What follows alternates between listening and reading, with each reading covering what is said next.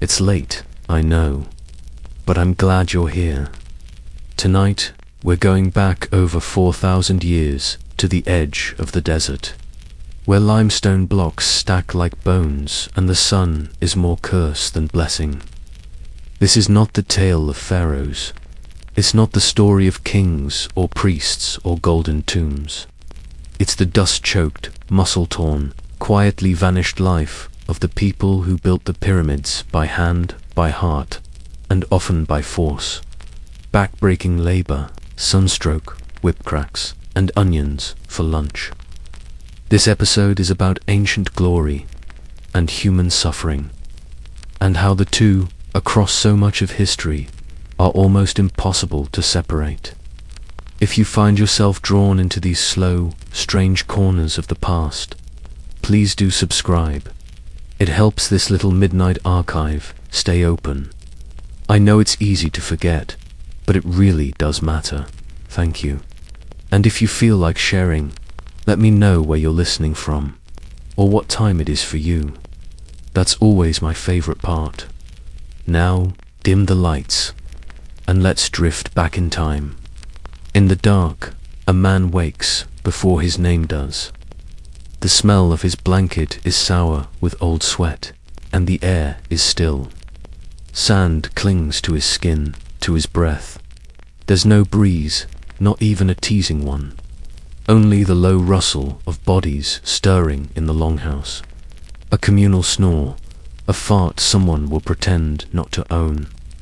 There are 50 of them in this section. Workers, laborers, men with calloused hands and little left to dream about. It is 2,500 before Common Era, though he does not know this. He knows only the stars and the rhythm of waking before they disappear. He stretches his legs, winces. His thighs ache from yesterday. The climb, the pull, the descent. Every tendon is a thread too tight. But he gets up anyway. They all do. Not out of eagerness, but because not getting up is worse. Outside, the sand is dark, still cold enough to sting his feet. But soon it will scald. The moon is a silver coin over the plateau, and the pyramid it doesn't glow. It looms. It is not beautiful. Not now, anyway.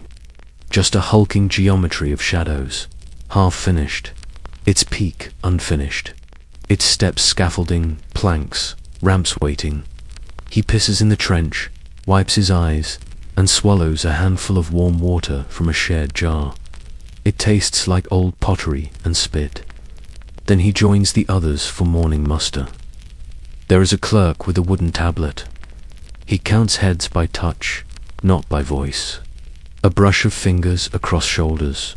1, 2, 3. Their names are not spoken aloud, only their numbers. That is enough. Today, he is number 206. Strong back, someone mutters behind him. Not for long, someone else replies. The man doesn't speak. He watches the eastern sky, where a thread of gold is pulling itself from the horizon like a wound reopening. Soon, the foremen will arrive, with their staffs, their shouting, and the work will begin again. Not because anything depends on its sept legacy, except the memory of a god-king who will die in comfort while they blister beneath him. Still, he doesn't complain, not out loud. He has a family in the workers' village, a wife, a little boy who still laughs in his sleep. They are why he came, why he stays. They are not slaves, technically, not in the way stories later tell it. They are conscripted, taxed in muscle, bound by duty. They are respected in the abstract, given bread, beer, onions, but not rest. Never rest. The sun breaks the line of the desert, and the man closes his eyes against it. He will open them again only when the first whip cracks. By the time the sun climbs its first inch, the workers are already climbing too. They ascend the long sloped ramp that wraps the pyramid's flank like a coil. It is packed with limestone dust, animal grease, and the pulverized sweat of 1,000 tired hands. Nothing here is clean, not the tools, not the men, not even the ambition that brought them. Number 206 walks with his head low, not from humility, but from habit. The sun will punish you for looking up. He carries a wooden sled on one shoulder. Its light now empty, but it will not be for long. Up ahead, the hauling crew is preparing to drag the next stone block into position, to tons of quarried defiance. They soak the ramp's surface with water and oil to ease the friction. It helps, slightly. Mostly, it just mixes into mud that gets between their toes and makes them slip. The overseer is shouting again, always shouting. He has a stick, but rarely uses it. The threat of his voice is enough. He's not cruel for sport, just for schedule. They haul the block together. Rope burns into wrists, and the chant begins. Low and hoarse, barely melodic. A rhythm of strain. A hymn to cooperation under duress. 1 pull for bread. 2 pulls for home. 3 pulls, and Pharaoh leaves us alone. It's not sanctioned, that chant, but they say it anyway. By mid-morning, the heat is unforgivable. The sky far too blue. The kind of color that makes you feel like you're drowning in the air. Number 206 wipes his forehead with the inside of his tunic. It does little. His hands are dust and salt. His tongue too big for his mouth. At noon, they break. Not because they are granted rest, but because even Pharaoh cannot outrun the sun's cruelty. They squat under a crude awning of palm leaves, like shade can be borrowed on credit. Lunch is a smear of lentils on flatbread, a hunk of salted fish, if you're lucky, and always, always onions, raw, cheap, and pungent enough to cut through exhaustion. Number 206 chews slowly, eyes half closed. A man next to him has a bandage around his foot-smashed toe. Another one has a welt on his back. No one speaks of either, not because they're hiding, but because pain has become too boring to discuss. Someone farts, that gets a chuckle. The closest they come to laughter here. Above them, the pyramid continues to rise, slowly and stubbornly, like pride built from grief. They do not hate it, not exactly, but they do not love it either. They simply endure it, like the heat, like the years, and then the break is over. Back to the stone, back to the chant, back to being part of something monumental and nameless, because their names will not be carved into anything. Their names are written only in bruises, and perhaps in the memory of the stones themselves. There's a moment, just before the afternoon push, when time feels suspended. Not in a pleasant way, more like a thread pulled too tight, vibrating. The kind of pause that reminds you just how much your body is not a machine. Number 206 stands near the loading platform, arms slack, shoulders rimmed with dried salt. A rivulet of sweat traces the crease of his spine. His hands are raw, and the cuts across his palm some fresh. Some layered like old tree rings throb quietly beneath their crusts. He looks at the block they are meant to move next. It's taller than his chest, even lying flat. Sun-bleached, imperfect, sharp-edged. Stone from Tura, they safer, smoother, fit for the casing stones. The outer shine of Pharaoh's legacy. But right now, it's just a thing that must be moved. Like everything else, he braces. Rope over shoulder. One heel dug in for traction. The foreman yells something about pace. Then something about Pharaoh. Then something more vulgar. They pull, and for a second it doesn't move.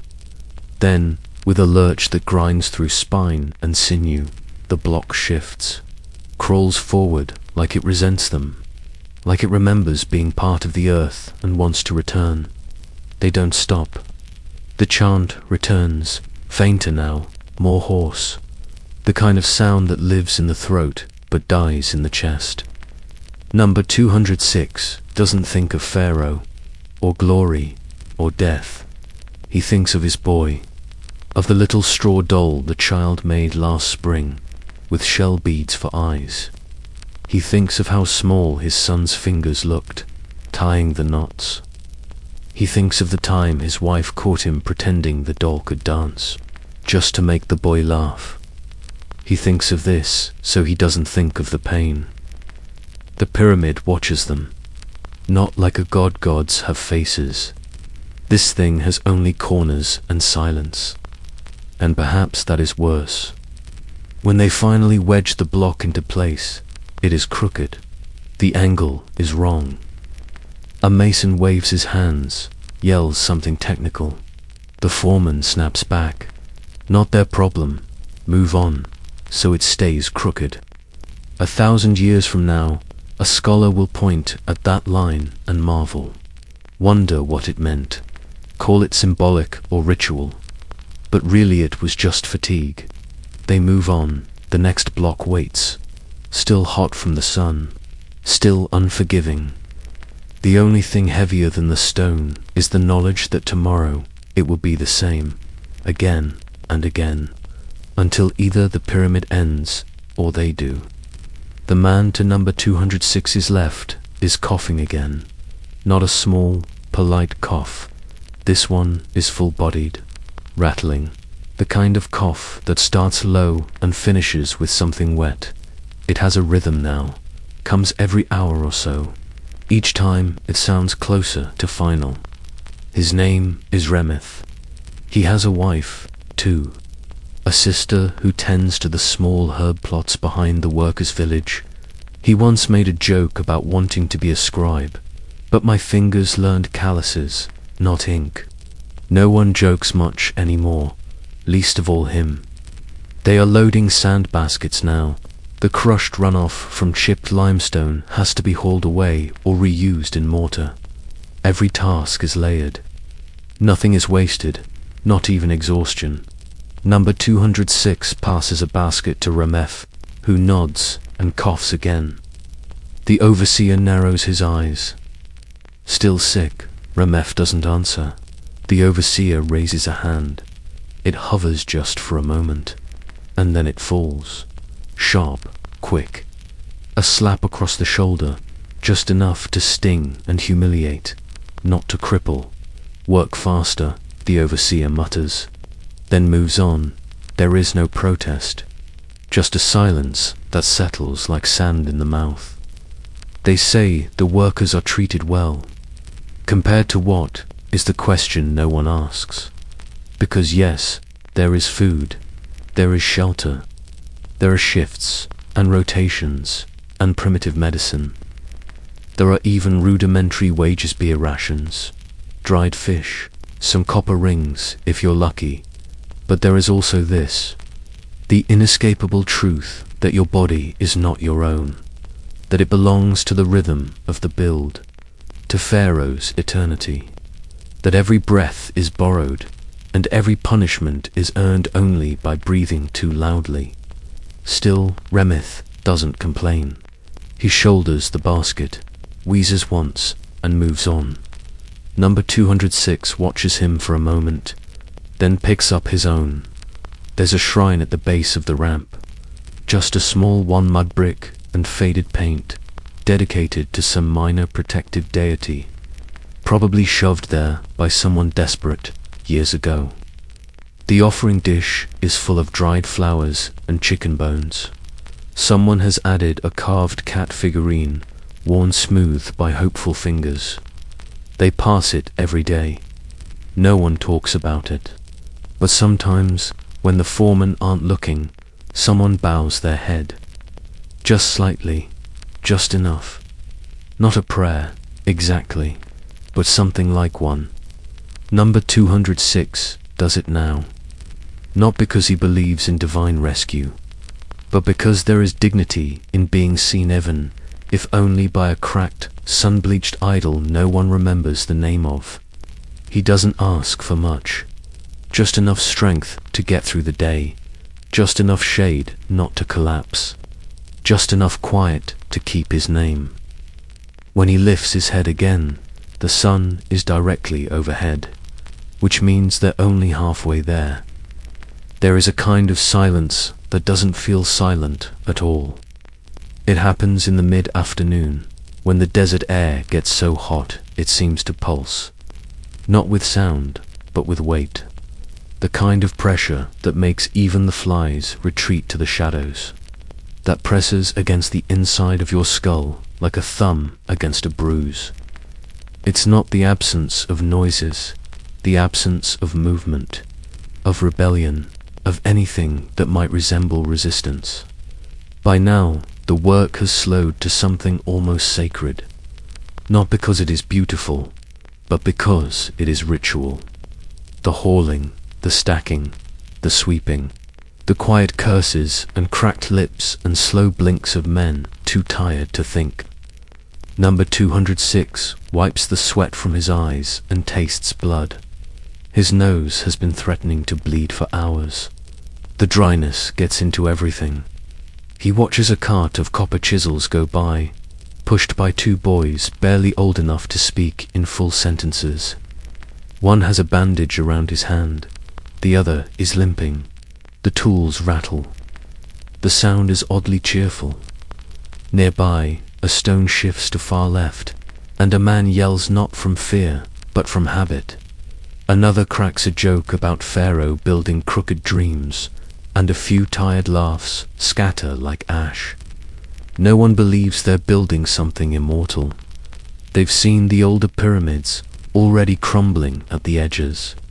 They've heard the stories of collapsed shafts and sunken chambers. They know what wind and time do to ambition. But they also know it doesn't matter. What matters is finishing. Not for Pharaoh, not for history, but for the chance, however, small that when this phase ends, they'll be rotated out, sent back home for a season, allowed to rest, to hold their children, to drink beer without the taste of chalk. Even the promise of that is enough to keep them pulling. Number 206 leans against a scaffold post and lets himself close his eyes for 6 heartbeats. No more, any longer, and he'll be seen as lazy. Any shorter, and it wouldn't help. He dreams not of escape but of cold water, of a stream near his village, shaded by reeds, with frogs that sing nonsense to the dusk. He once caught fish there with his brother, before they were conscripted, before everything. The memory is too clear, too close to want. He opens his eyes again. The pyramid rises still an edge, closer to completion, but never done, always more. Someone calls his name, not his number, his name. Menka Itzramith, face pale, sweat pooling in his hollowed cheeks. Your shift's ending. They want you at the sand pile. Menka nods, grateful, though he doesn't show it.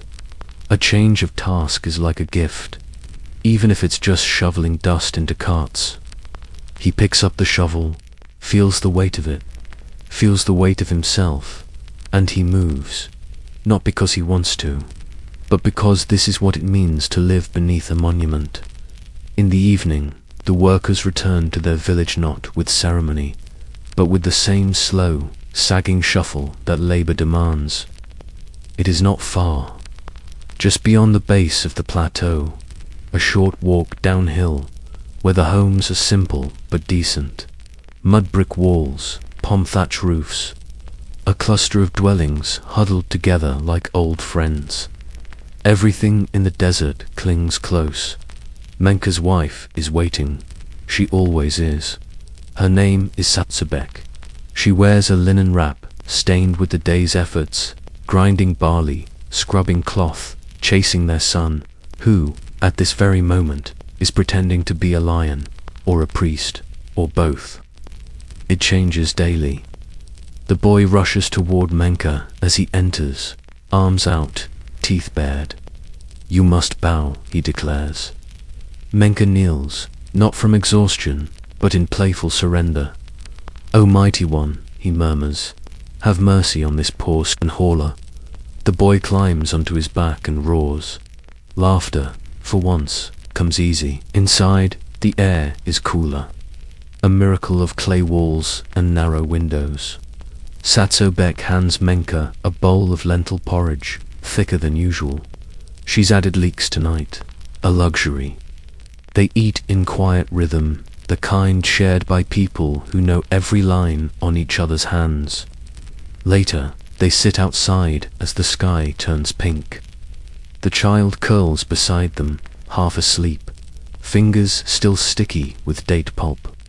Across the village, the sound of a reed flute winds through the alleys imperfect but tender. Someone is singing a song about riverboats. It doesn't matter who. It's a song everyone knows. Menka leans back and watches the sky. It is the same sky as above the pyramid. But here, it feels farther away. Less judgmental, Satzobek speaks without looking at him. "They told the children today that Pharaoh will live forever." Menka hums, not in agreement, just acknowledgement.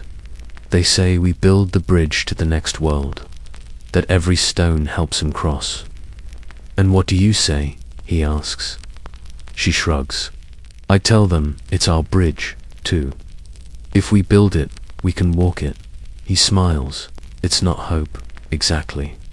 But it's close enough to wear for an evening. The child stirs, then mutters in his sleep. Something about lions, or boats. His fingers twitch, grasping at dreams too large for his body. Menka places a hand on his son's head, feels the warmth, the smallness, the terrifying beauty of it. For a moment, he forgets the ache in his legs, the dust in his throat, the stone that waits for him tomorrow. In this moment, there is only the night, and the stories we tell to make the weight of the world feel like something we chose. The next morning, before the sun has fully shrugged off the stars, a different sort of worker arrives at the site. He walks more upright than the others, more deliberate. His robes are cleaner, his fingers unstained by dust. A wooden case swings from his shoulder, containing brushes, ink cakes, and a sheet of tattered papyrus rolled tight. It smells faintly of reed and old sweat. He is a scribe, not a noble, not a priest, but close enough to both. He is literate, which is the same as divine in some corners of this world. And his job is to record the names of those who do not get remembered. He sits beneath a sun canopy, cross-legged, and begins his morning's work. Attendance rolls, supply counts, injury reports, deaths too, if there are any. There are always some. Beside him, a young assistant, barely 15, reads names from a clay tablet, or rather, numbers: 206 present, 207 present, 210 limping, but present. The scribe does not look up. He scratches lines with practiced precision, each stroke swift, detached. He is not cruel, just busy. When he reaches the end of the list, he pauses. 251. The assistant checks again. "Still coughing, sir. Mark him for temple consultation. If he's not better by the flood season, pull him from rotation." The scribe adds a note. His handwriting is beautiful, too beautiful for what it says. Later, he'll document grain shipments, stone tallies, whip logs. Somewhere on the edge of the papyrus, there's even a column for onion rations. Carefully counted, carefully taxed. The scribe sips beer from a clay cup. It's sour, but cold. A luxury the stone haulers don't get until evening. A mason approaches with a chipped chisel and a request for a replacement. The scribe gestures to a boy nearby who rushes off toward the supply cart, sandals slapping dust. "Remember to log it," the scribe murmurs, without looking up. He doesn't hate the workers. but he doesn't know them either. To him, they are line items, quantities, hands that shape stone, not stories. But once, long ago, he had a brother, worked the ramp, died of sunstroke, buried in a shared tomb, with a painted falcon to guard his journey. Sometimes, late at night, the scribe dreams of him, not the death but the laugh, the way his brother used to throw figs at stray dogs when no one was watching. He never writes that part down, because history, as he is taught to record it, has no place for stray dogs or laughter, only for Pharaoh, only for stone. Still, that morning, he allows himself a small, silent moment. He dips his brush again and writes one extra line in the ledger's margin. Number 251, voice like gravel, still trying to sing. Then he rolls the papyrus shut, tight and tidy, and returns to the present. The heat is rising again. The rest quarters are not grand.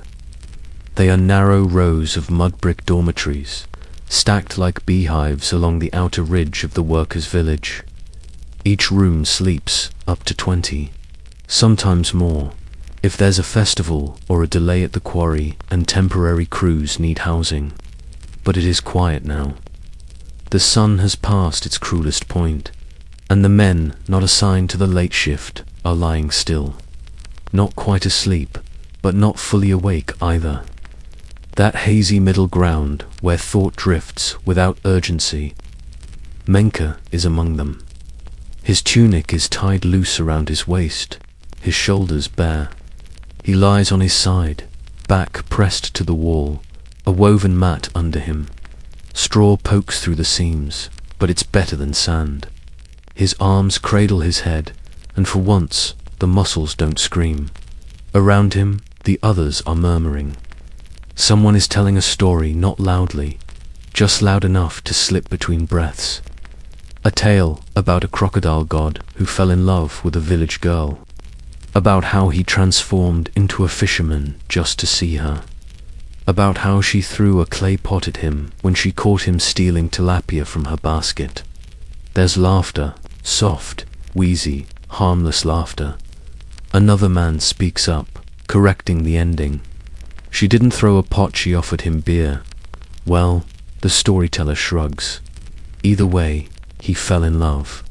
It doesn't matter which version is true. What matters is that, for a few minutes, they aren't thinking about the ramp, about the stone, about tomorrow's quotas. They are just men, tired, dirty, full of little gods and sunburn and love.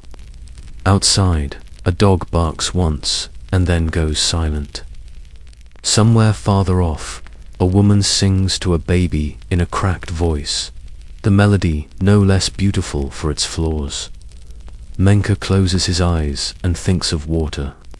Not the Nile, too vast, too full of ghosts. He thinks of rain, the memory of it, falling onto roof tiles back home, the smell of wet thatch, the puddles forming in soft dirt, cool and brown. They say it only rains once or twice a year out here, and yet the workers speak of it often. Not like weather, but like something mythic, like the gods reaching down to offer a sigh. Menka can't remember the last time he saw it, but he holds the thought anyway, cradles it like a bowl between his ribs. Because in this place, you must gather softness where you can, whether it's rain or stories, or the slow exhale of a room full of men pretending not to weep in their sleep. And for now, that is enough. There is a tale that drifts among the cruiser, kind of whispered myth, told not around fires, but between tasks, passed hand to mouth in the hot breath between shifts. It's not official. No scribe has written it down. No priest has blessed it, which makes it all the more sacred. They say there was once a quarryman named Itep, born with hands too small for his age, but eyes too sharp for the work. He could spot the hairline fracture in a block from 30 paces, knew where to chisel, where to wedge. He could split limestone with a single, perfect strike. He was never promoted, too clever to be liked, but the stones loved him. He used to talk to them, they say, whisper to them, tell them jokes as he carved, tell them stories of the market girls with bright beads and sharper tongues. He swore the stones would laugh if you hit them right. One day, he went too deep into the quarry. Some say he was chasing the perfect vein. Others say he just wanted silence. Either way, the wall collapsed. They never found the body. All they recovered was a chisel, worn smooth, and a single sandal, crushed flat beneath the slab. After that, the quarry changed. Men say the wind carries a voice now, soft, mirthful, like someone chuckling just out of reach. When a stone cracks clean on the first strike, the workers nod and say, "Iteps, still helping." When his splinters wrong or breaks a toe, they shake their heads and mutter, "You shouldn't have interrupted his nap." No one fears him, not really, but no one works alone in the lower pit anymore. Menka heard the story first from a carver with no teeth. The man told it while sharpening his blades, his gums working over words like they were meat. At the time, Menka laughed, said it was a fool's tale. But today, while hauling a particularly stubborn slab, he hears it. A creak, a whisper just beneath the wind. A sound like someone exhaling a laugh through cracked lips. The stone shifts, suddenly light. The ropes stop groaning. It moves. Menka doesn't say anything, just nods. Later, at rest, he tells no one. Not because he doesn't believe, but because belief is fragile. You don't speak it too loud. Some things are meant to live between the cracks, in the pauses, in the breath between whip and chant. Like Itep, still carving, still laughing, still here. At the edge of the workers' village, beyond the olive trees that never quite bear enough fruit, there is a wall. It's not high, just enough to separate what belongs to the project and what belongs to the people. On one side, order, schedules, copper tools. On the other, life, fleeting and strange and full of small rebellions. The wall is made of packed clay, sun-dried and cracked. Children aren't supposed to touch it, but they do anyway. They use sticks, fingers, bits of charcoal, anything they can find. They draw faces, animals, boats, a house with too many windows, a bird with human eyes, sometimes just spirals, or suns with teeth and names. Dozens of them, scribbled, crooked, backwards, phonetically, some in hieroglyphs, some in childish scrawl. Most are rubbed out within a week by wind, or by some clerk with a stick and a frown, but always new ones appear. Menka's son added his last week. Satsobek caught him doing it and didn't stop him. She just stood there, arms crossed, pretending to be disapproving while hiding a smile. Today, Menka passes the wall after the late shift. His shoulders are stiff, and his hands are trembling, slightly not from fear, but from that peculiar exhaustion that feels like you're vibrating inside your own skin. He stops in front of the drawing. It's crude, just 3 figures holding hands. One tall, one medium, one very small, with a lopsided head. Above it, in clumsy charcoal, Menka Satsobek me. There's a sun drawn too, not over the pyramid, but over the people. He stares at it for a long time. He could scold the boy, say it's foolish, say it'll just be erased. But he doesn't. Instead, he reaches down and adds a mark of his own, a small wave, like water. The stream from his childhood.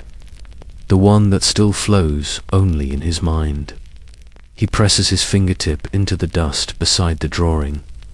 It's not a name, It's not even a word. It's just ... presence, proof, a whisper to the future. We were here, we mattered. Not just the kings, not just the tombs. He walks home without saying a word. Behind him, the wall stays silent. But for now, the drawing remains. And for just a little while longer, so do they. At the far end of the construction site, past the ramps and the dust, past the carts and the cracked ribs, there is a cluster of statues, half buried, half watched. They are not the final pieces, not yet. These are prototypes, trials, mock-ups for scale and posture. Heads without faces, bodies without names. Carved from limestone, smoothed just enough to look divine, but not enough to feel it. They wait in the sun like exiled gods. Menka walks past them at dawn, headed to his next task. He doesn't look at them, not fully. No one does. Not because they're sacred, but because they're not yet. Looking too long at something that almost has a soul feels wrong. Like catching someone mid-prayer or half-dressed. One statue has a broken ear, another a missing foot. They say the sculptor cracked his chisel in frustration and never finished. Still, they linger. A boy once asked a foreman what would happen to the statues that didn't make the final cut. The foreman had laughed. Same as the workers who don't make it. Buried under the next layer. The boy didn't ask again. Menka pauses near one of the statues now, just long enough to catch his breath. It is a towering thing, 8 feet high, crouched like a panther, but with the face of a man. Or it would have a face, if the stone hadn't crumbled halfway through the carving. Now it looks surprised, like it tried to speak and forgot the word. The sun hits it just right, and the shadows inside the eye sockets seem to twitch. Menka turns away. He doesn't believe in curses, but he believes in being careful. The sculptor, an older man named Nephra, works nearby under a makeshift canopy. His tools are lined up like soldiers. He barely speaks. Doesn't need to. His hands say everything. He's carving a face, now delicate, distant, serene. Who is it meant to be? Menka once asked. Pharaoh, of course, the man replied, not looking up. But it doesn't look like him. Nephra shrugged. It's not meant to. It's meant to look like eternity, pretending to be a man. Menka had nodded, not understanding, but not wanting to press. Today, he watches Nephra for a moment longer. The sculptor's hands move slow and sure. Each chip of stone falls like time itself, flaking off the present to reveal something impossibly ancient beneath. Then Menka hears the call, his number, his shift, his duty. He walks away. Behind him, the statues do not move, but their empty eyes follow everything. Later that same day, under the pitiless light of the high sun, Menka finds himself reassigned not to hauling, but to assisting the sculptors. It's rare. Usually only younger men or those recovering from injuries are given such tasks. The work is delicate, precision over strength. But the foreman waves a lazy hand and grunts.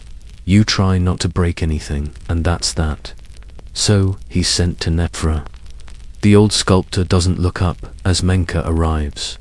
He simply slides a chisel across the dirt and points to a slab nearby, half finished. Its outlines barely formed. A curve of cheekbone, the faint echo of an eyelid. Menka picks up the chisel. Its handle is worn smooth, warm from the sun.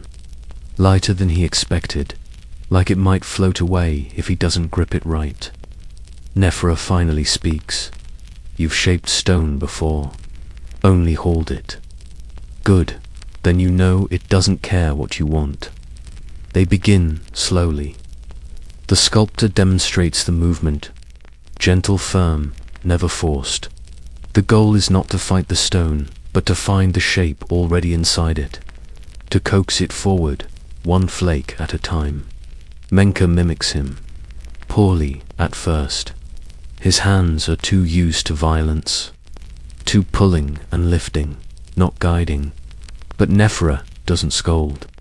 He just grunts occasionally, adjusts Menka's wrist, or taps the stone gently to demonstrate where pressure should land. They work in silence, except for the tap of metal on rock.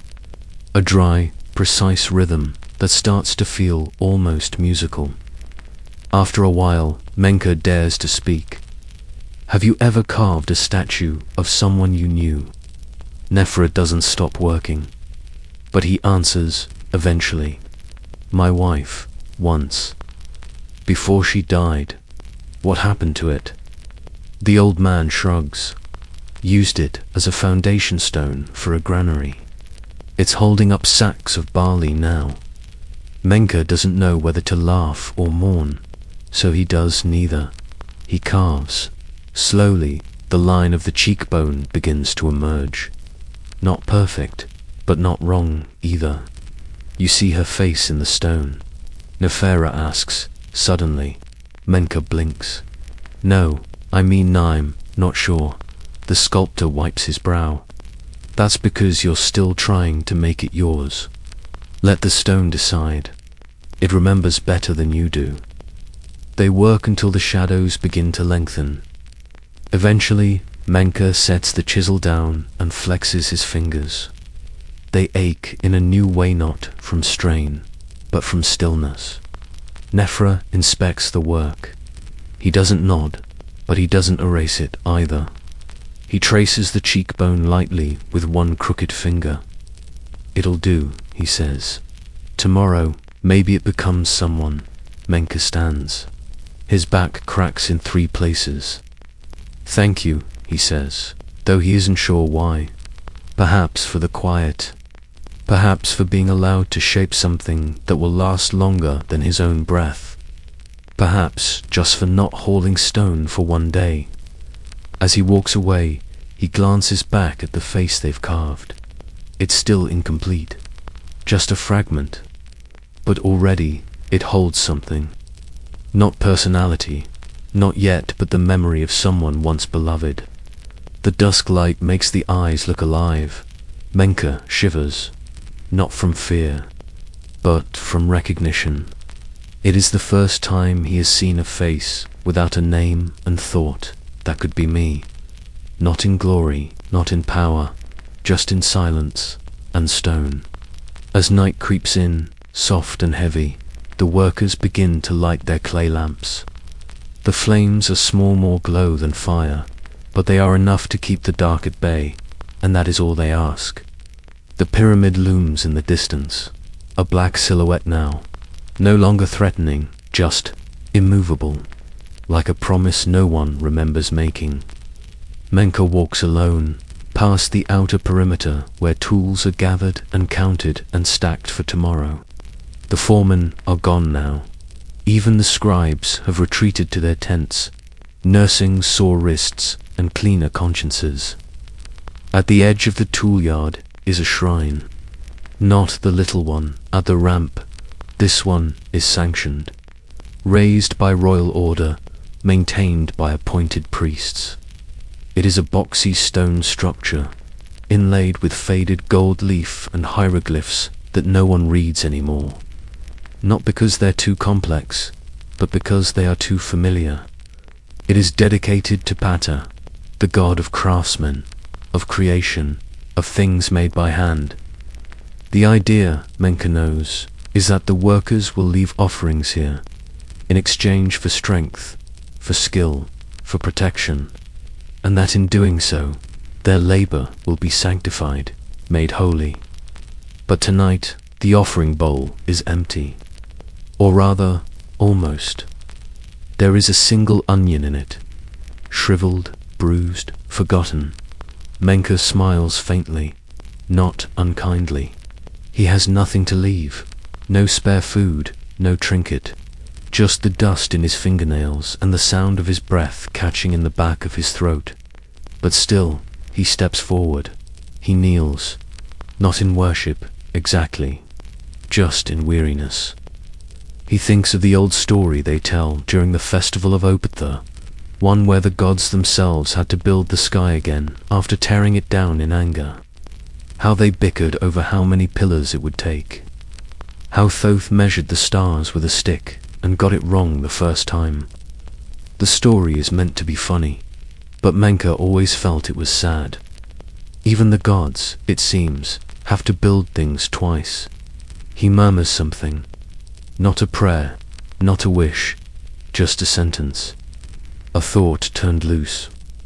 Let my son grow without this ache in his bones. And then he stands. Behind him, the shrine stays still, silent, accepting or indifferent, who can say? He walks back to the village, past the empty scaffolding, past the resting carts and the stacked ropes. Tomorrow, he will lift again, pull again, sweat again. But tonight, just for these few hours, he has said what he needed to, and the gods, blinkless as ever, have listened. Or at least, they haven't stopped him. Which is the same thing in a place like this, far above the workers, where the dust gives way to vision and the pyramid becomes lines and angles instead of bruises and burns. The architect walks. His name is unknown to most of the laborers. They call him the one with the papyrus eyes, half mocking, half reverent. He appears at odd hours, always measuring something, always watching. He walks with a deliberate stillness, as if afraid to disturb the air with his own presence. His robes are immaculate, pale linen, lined with cobalt thread. They never seem to wrinkle, no matter how long he stays in the sun. To him, the pyramid is not a place, it is a problem, a riddle of weight and will, a formula of load, friction, and faith. But tonight, he does not carry plans, no tools, no tablets. Only his hands, folded behind his back, and a brow furrowed deep as a trench. He walks the perimeter of the upper scaffold, pausing every few paces to look not at the stones, but at the stars, their placement, their relationship to the corners. The builders believe the pyramid is for Pharaoh. The scribes believe it's for the gods. But the architect, the architect believes it is for time itself. He stops near a newly placed block, a perfect one, fitted so closely the seam disappears beneath his fingers. He doesn't smile, just rests his palm on the surface and exhales. The wind brushes against him, lifting the hem of his robe. Below, in the distance, the lamps of the workers' village shimmer like a broken necklace spilled across the sand. He sees them, sometimes. Not the men just, the light they give off. He knows they suffer, knows their joints ache, their tempers fray, their children grow thin, waiting. But he does not intervene. Not because he's cruel, because he cannot afford to be. Mistakes in this structure echo through centuries. He once delayed a block's placement by a full week, just because the angle of the shaft below it was 1 degree off. The foreman screamed. The crew cursed him. The priests called it sacrilege, but he stood his ground. And when it was finally set right, no one thanked him. They never do. He walks farther now, to the north face, where the foundation meets the plateau. He kneels not easily. His knees are not youngened, brushes away a bit of loose grit. Beneath it, a marker stone, inscribed with a code only he and 2 others understand. A reference point, a promise. The wind whistles through the scaffold's ropes, making them sing low like reeds in a dry river. He thinks of his father, a mason, a loud man, always angry, always tired, who died before his own son could explain why corners mattered more than crowns. The architect stands again, brushing off his robe. He does not worship the gods, but he respects the rules. He knows this pyramid will settle, sink, shift, that in 5,000 years its purpose may be forgotten, its symbols misread, its king's name mispronounced, but the lines will remain, the geometry, the elegance, the idea. He turns and descends the scaffold without looking back. The stones do not speak, but they understand him, because, in their own way, they too are building something larger than themselves. And they know permanence does not require belief, only pressure, only time. Just before dawn, the wind changes. It's not dramatic, no sandstorm, no thunder, just a shift in texture, the way the air brushes your cheek, the way your lungs register grit. The desert has moods, and this one is cautious. Menka feels it as he wakes. He slept on his side again, and his arm is numb. The mat beneath him smells of old straw and dried salt, and his breath leaves little clouds of dust with each exhale. He doesn't move at first, just listens. A bird, somewhere, calls once. A cartwheel squeaks. Someone mutters in their sleep about bread, or boats, or godzits, hard to tell. Then, a cough. Remif, again. Not sharp anymore, not angry. This one is hollow. Menka sits up. The room is dim, lit by the dull orange edge of morning, like a dying ember rolled across the sky. Around him, the other workers stir, stretch, scratch, spit. It's the same as yesterday, but not. He dresses slowly, favoring his left foot. His right heel has cracked open. He'll pack it with wool and vinegar if the healer is generous today. Outside, the pyramid is still there.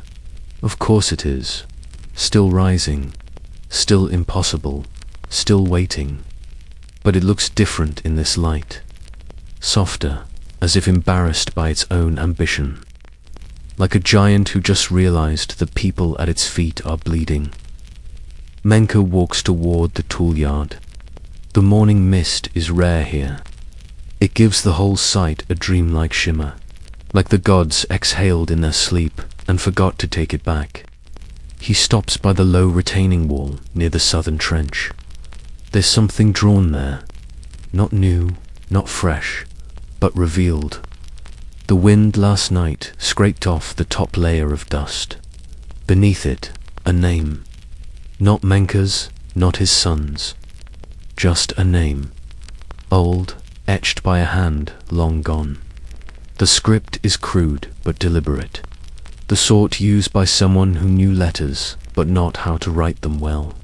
The name is flanked by two figures, one holding a chisel, the other holding a loaf. A worker and a baker. Side by side, Menka kneels and touches the carving. It's not for glory, not to claim it, just to recognize it. To nod, to say, I see you, I see what you tried to leave behind. Then he stands. Today, he'll move 3 blocks, maybe 4. He'll chant, he'll sweat, he'll curse the heat and laugh at someone's fart. He'll scratch his back with a broken twig and bite an onion like it's a gift from heaven. He'll survive, that's enough, that's legacy. He walks on. Behind him, the wind moves again, and the name in the dust disappears. Just like that, but not entirely, because Menka remembers it now. And in a world built of stone that is as close to immortality as most of them will ever get. By midday, the air tastes like copper. Not because of blood, though there is always some of that, but because of heat, because of metal, because of labor turned into atmosphere. It's the kind of day where the sun stops being a light and becomes a presence. You can feel it behind your teeth, in your bones, in the center of your skull, like a drum too tightly stretched. Menka is back on the ramp. The pulley rig is groaning. Today's rope's frayed, grease thin. One of the oxen refuses to move, and the driver is threatening it with curses, loud enough to wilt the scaffolding. Above them, Blocks are being wedged into place with sand and prayer. And beneath them, deep beneath, where the first chambers were sealed months ago, the pyramid is already hollow. Menka has never seen the inside. He's heard stories, though, from the tunneling crew, from the night guards, from the drunk man who tried to kiss a torch goodbye. They say it's cool down there, cool and quiet, like the world forgot itself. Narrow shafts, secret corridors, rooms so still the air doesn't move, and a sarcophagus waiting, empty, because Pharaoh is not dead yet, but his tomb is already impatient. They say there are walls down there covered in stars, painted gold, rimmed in cobalt, words written so that the soul won't forget its name when the body rots. Some workers believe those words are spells. Others think they're warnings. One man swears he saw his own name in the wall script, reflected by torchlight. He drank until he forgot what it meant. Menka wonders what the pyramid remembers. Does it catalogue their voices, their slips and stumbles? Does it know the difference between the man who shapes the stones and the man who cracks beneath them? Or does it simply absorb everything? Sweat, blood, hope, grief, one layer at a time. There's an old superstition among the older masons. Every pyramid eats one soul per level, not all at once, just little bites. A crushed foot here, a snapped spine there, a dream abandoned so long ago it fossilizes. They laugh when they say it, but they don't laugh much. Menka drags the sled forward. The block atop it groans like a wounded animal. The wood beneath it creaks and moans. The chant starts. This one is slow, minor key, a lullaby for the doomed. Push, brothers, pull, brothers. Let stone remember we were kind. No one wrote that song. It wrote itself. From calluses and broken fingers and the kind of silence that lingers long after the noise is gone. They move the stone. They do not ask where it goes, only that it stays. Only that the pyramid, this great mouth in the sand, will be fed for one more day. Not all workers see the sun. There is a team smaller, quieter, who work beneath, not in the base camp, not on the ramps or quarries, but inside the pyramid itself, deep in the dark, below the casing stones and sweat-slick scaffolding, beneath the monument that gleams above. These men move through silence like fish through silt. They are called the tunnel men. No one joins them by choice. Some were masons once, others gravediggers. A few were scribes who failed upward into punishment. Their eyes adjust. Their hands grow used to the smooth chill of chisel against dry limestone. They speak rarely, even less when they surface. It's said the tunnels echo words for too long, carry them, distort them, return them as something else. Menka has only met one tunnel man years ago. His name was Beck. He had a crooked back and a voice that rasped like sand through cloth. Beck said strange things, said the tunnels were alive, not metaphorically, not as poetry. He meant it. He said the walls remembered the hands that touched them, that they whispered at night, that when you breathed too deeply, you could hear someone else's lungs exhale in reply. People laughed, but Beck didn't. And one day, he didn't come back up. They say the shaft collapsed. Others say he walked farther than he should have, into a chamber the priests hadn't mapped yet. That he sat down in the dark and spoke his name until it became something else. The tunnel men don't correct the story, because, in some way, all of it is true. Inside the pyramid, space is different. The air is thicker. Time does not pass in hours, but in drips and footfalls. There are rooms the architect visits once and never again. Corridors that end in stone but feel unfinished. Dead ends with scorch marks, no one explains. One tunnel man, not long ago, came up pale and shaking. Said he saw a shape in the light of his oil lamp that did not belong to him. A second shadow. A mistake, maybe. Or a reminder. They gave him a month's leave. He never returned. Menka thinks of this as he walks past the lower entrance sealed during the day, watched by two silent guards. There is no fanfare, no golden sign, just a sloped stone lip, like the mouth of a god that prefers to whisper. He wonders what it's like inside, not to work, but to stand still. Among the walls meant to carry Pharaoh into forever. Among the names no one will see. Among the echo of 1,000 footsteps that were never meant to be remembered. He shivers and walks on. In the workers' village, the air always smells of onions and old heat. But closer to the pyramid where the stone is raw and the wind hits nothing soft, the scent changes, it becomes sterile. Chalky, the ghost of something that was once a mountain and is now an idea. Menka smells it as he climbs the ramp again, not because it's new, but because it's always there. The scent of stone scraped thin, of dust older than memory, of labor without a face. He tries not to breathe too deeply. Dust settles in the throat like accusation. Today he is assigned to the northern face, where the angle is steeper and the work is slower. The crew is smaller, just 7 men, all roped together, hauling a pulley rig that has been repaired more times than any of them have had a proper bath. They speak little, not out of discipline, but because each breath has weight, and no one wants to spend theirs on something that can't be chewed. As they reach the halfway point, one man kept short, broad, with shoulders like packed clay slips. The rope jerks, the pulley groans, the block skews sideways, scraping the edge of the ramp. Stone grinds against stone with a scream that cuts through bone. For a second, everything holds its breath. Then, somehow, it stabilizes. The block settles. No one dies.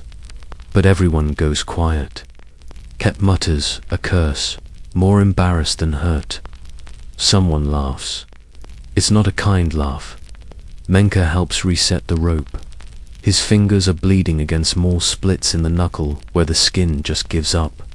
They finish the haul in silence. At the top, the stone is fitted by the masons. One adjusts the sand beneath the base. Another hums to himself some tune from a river village, something about mangoes and girls with bright eyes. It doesn't belong here, which is why it matters. Afterward, Menka sits on a shaded ledge and rests.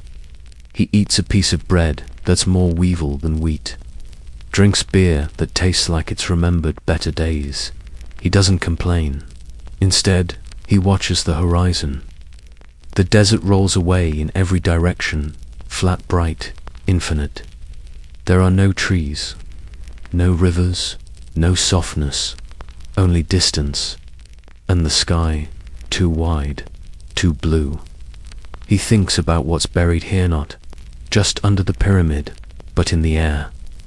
All the breath lost to shouting, all the words never said, the apologies, the names. The gods here are silent, not because they are cruel, but because they've heard it all already. They know what you're going to ask before you kneel. They know you'll ask again tomorrow. Still Menka whispers something under his breath. It's not a prayer, not a demand, just a name. Someone he once knew. Someone who mattered, if only for a season. The wind doesn't answer, but it carries the name farther than he can follow. And somehow, that is enough. The healer's hut sits at the edge of the village, where the ground tilts slightly toward the marshes. Not quite sacred, not quite forgotten, just ... tolerated, like a stubborn uncle or an old curse. It smells of smoke and crushed leaves, bitter things, things that sting before they soothe. Menka arrives near dusk, his heel bleeding through his sandal.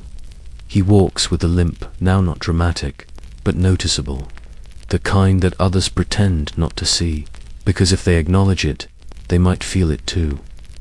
The healer is already working.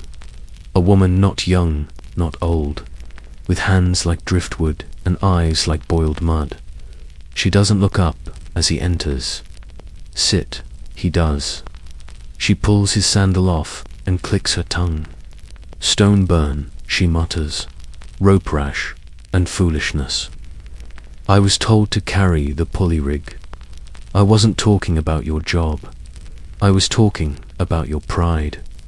She wipes his heel with vinegar, and he hisses. Good, she says. Means the gods still think you're worth the pain. Around them, the hut is cluttered with jars, clay pots labeled with smudged symbols, bundles of dried herbs tied with reed string. A skull sits on one shelf, not human, but goat, decorated with ochre dots. Not for fear, for memory. She grinds something in a bowl coriander. Honey ashen smears it into the wound.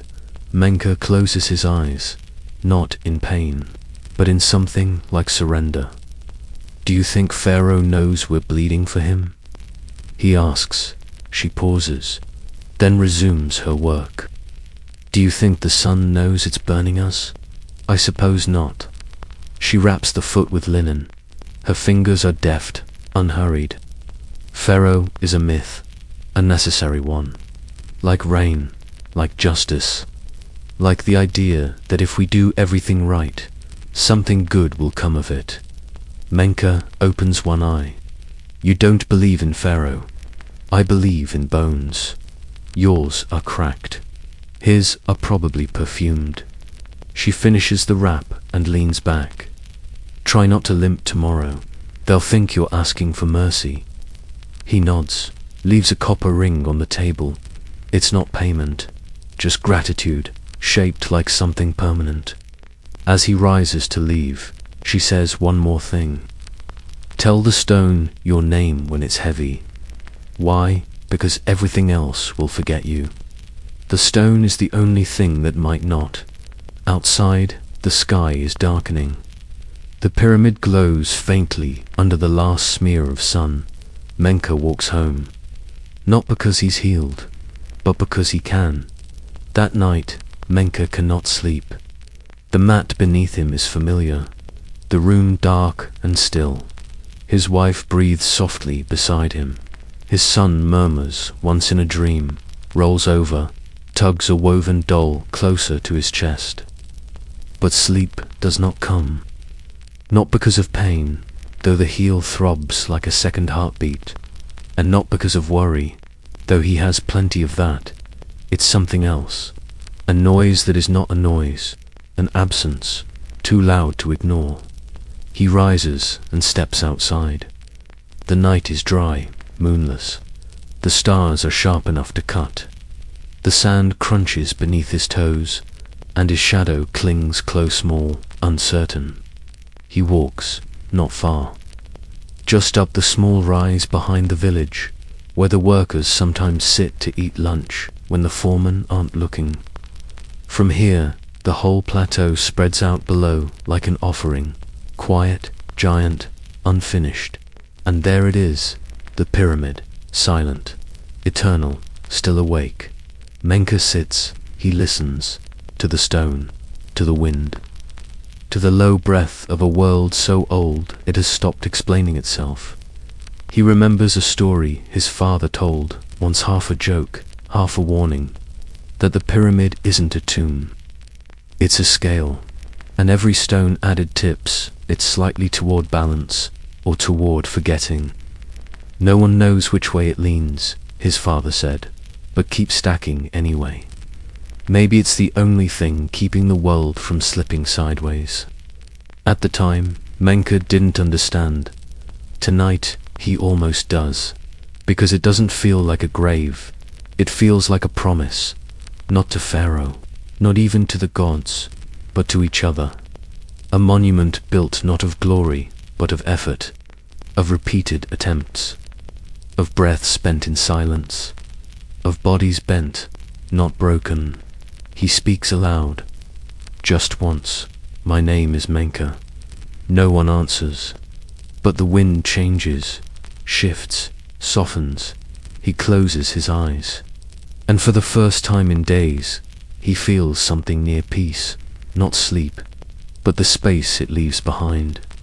He stays there until the stars fade, until the horizon turns from ink to ash, and then he stands and walks down the hill, because the sun is coming, and the stone will not move itself. The workers have never seen Pharaoh.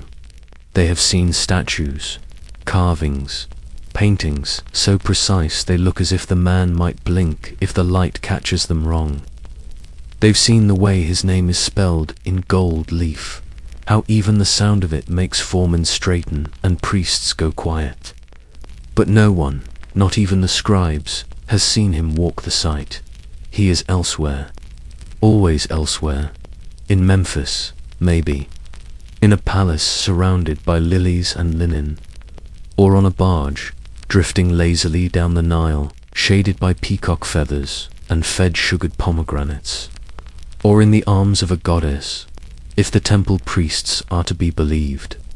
And yet he is here, everywhere, carved into lintels, pressed into seal wax, declared in morning chants, whispered into wounds. He is Nesubit. He is the divine horizon, the two lands made flesh, and he is late. Not late for a meeting, not late for a ritual, but late in the way that all kings are late to the lives of their people. They prepare for his death while he lives, as if the world bends to his sandals. The tomb is nearly finished. The inner chamber has been painted. The air shaft is aligned with the stars. The sarcophagus gut from red granite and polished for days until it gleamed like wet blood was lowered into place last week. Menka helped carry the ropes. His back still aches from it, but Pharaoh hasn't died. And until he does, the tomb waits, like a guest house prepared too early. The sheet smoothed, the bread baked, the candles lit, and no one arrives. There are whispers that he has become obsessed with another project, new temple, a shrine to a sun god with no face, only a circle. They say Pharaoh speaks of dreams now, of voices that tell him the old ways are wrong, that the tombs are too small, that death must be met under the open sky. The priests hate this rumor. The architects pretend not to hear it. The workers, they keep building, because whether or not Pharaoh dies, they still wake, still lift, still bleed. His immortality is irrelevant to their mortality. One of the masons jokes during a meal break. Maybe he's already dead, and the priests are too scared to admit it. Another replies, or maybe he's waiting until we die first, so we can carry him the rest of the way. The laughter is brief, not cruel, just tired. Menka chews a slice of onion and thinks of the empty chamber, perfect in its symmetry, quiet in its hunger. A tomb with no body is still a tomb. A god with no face is still feared. And a king who never arrives still casts the longest shadow. Somewhere deep within the administrative quarters, behind woven curtains and guards who do not blink, sits a wooden throne. It's not gilded, not ornate, just functional. Elevated by 3 steps and draped in linen so clean it smells of cedar and crushed lotus. No one has sat in it. Not here, not since the cornerstone was laid. The throne is symbolic, of course. Everything is. The angle of the ramp, the number of steps, the placement of each offering jar, even the way the shadow of the obelisk falls at noon. Every detail a whisper of order in a world that often feels like sand waiting to collapse. But the throne, that's something else. The architect visits it sometimes. not to sit, never to sit, but to stand beside it and imagine the weight it must bear. He has seen the records. How many bushels of barley were taxed to feed the work crews? How many copper chisels were requisitioned from Nubia? How many feet of rope were braided by temple servants? How many men rotated in and out, some for a month, some for a lifetime? And all of it, every blister, every grain, every stone pulled uphill against the breath of the earth tracers, back to this empty chair. Menka, of course, has never seen the throne. He's heard about it. From a scribe who drank too much one evening and bragged about touching its leg. Smooth as glass, he said, like Pharaoh's skin, if Pharaoh were made of godwood and not ambition. The workers speak of the throne differently. Some say sitting on it grants visions. Others say it kills anyone unworthy. Still others say, no one dares sit because the real Pharaoh is already seated, just invisible. I bet it's just a chair, Menka once muttered. Like any other Remith, pale from coughing, gave a thin smile. Then why are you whispering about it? They left the question alone after that, but the idea lingered. Because in this world, power isn't always loud. Sometimes it's what's absent that holds the most weight. A throne without a king, a god who won't answer, a pyramid built for a corpse that refuses to arrive. Menka thinks about that late one afternoon as he's sweeping sand from the foundation stones. A pointless task, the wind will undo it within an hour, but it's assigned, so he does it. He stops, leans on the broom, watches the pyramid rise toward a sky too pale to trust, and he imagines Pharaoh, not as a man, but as an echo, a shape the world had to make room for, even if no one ever filled it. He presses a hand to the stone. It's warm, almost pulsing. Maybe the throne was never meant to be sat in.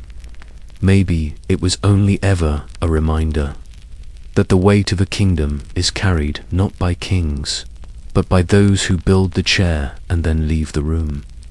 Everything is ready. That's the part no one says out loud, but everyone knows it. The pyramid, for all its endless layers and agonies, is nearing completion. The outer casing stones gleam when the light hits them just right. The ramps are narrower now, steeper, ceremonial instead of practical. Even the tomb shaft has been sealed and resealed, the kind of closure that smells like dust and finality. But Pharaoh is still breathing, and the funeral that has shaped 10 years of labor has not yet begun. They have rehearsed it. That is what strikes Menka the most. How deeply everyone has leaned into the theater of inevitability. The procession route has been cleared. The offering tables are carved. The priests have practiced the wailing chants, not in sorrow, but in rhythm, in tempo, in case they are called upon to mourn professionally. There's even a boat, a real one, built from imported cedar, long and narrow, with high prow and golden eyes painted at both ends. It sits on a wooden scaffold behind the southern ridge, beneath a tarp the size of a grain field, ready to carry Pharaoh's spirits through the sky. Only it hasn't yet, and the longer it waits, the stranger it becomes. Menka passes it once, on his way to gather chisels. The tarp had been lifted to air out the wood. The sun touched the planks and made them steam like breath. He stood there a long time, not in awe, in confusion. It looked too alive, too ready. The boat made him think of something Remif said once, in one of his lucid, feverless moments. What if Pharaoh doesn't die? Menka had laughed then. Now he isn't sure. Because there's a kind of heaviness that comes when everything is finished except the thing it was all for. The workers still move, still chant, still stack and measure and sweat. But the edge is dulling, the sense of direction softening. Menka sees it in the eyes of the foremen, who shout with less conviction, in the scribes, who record the same numbers week after week with decreasing certainty, in the priests, who now speak more often of the weather than of eternity. A man died on the ramp yesterday, young, quiet, no fuss.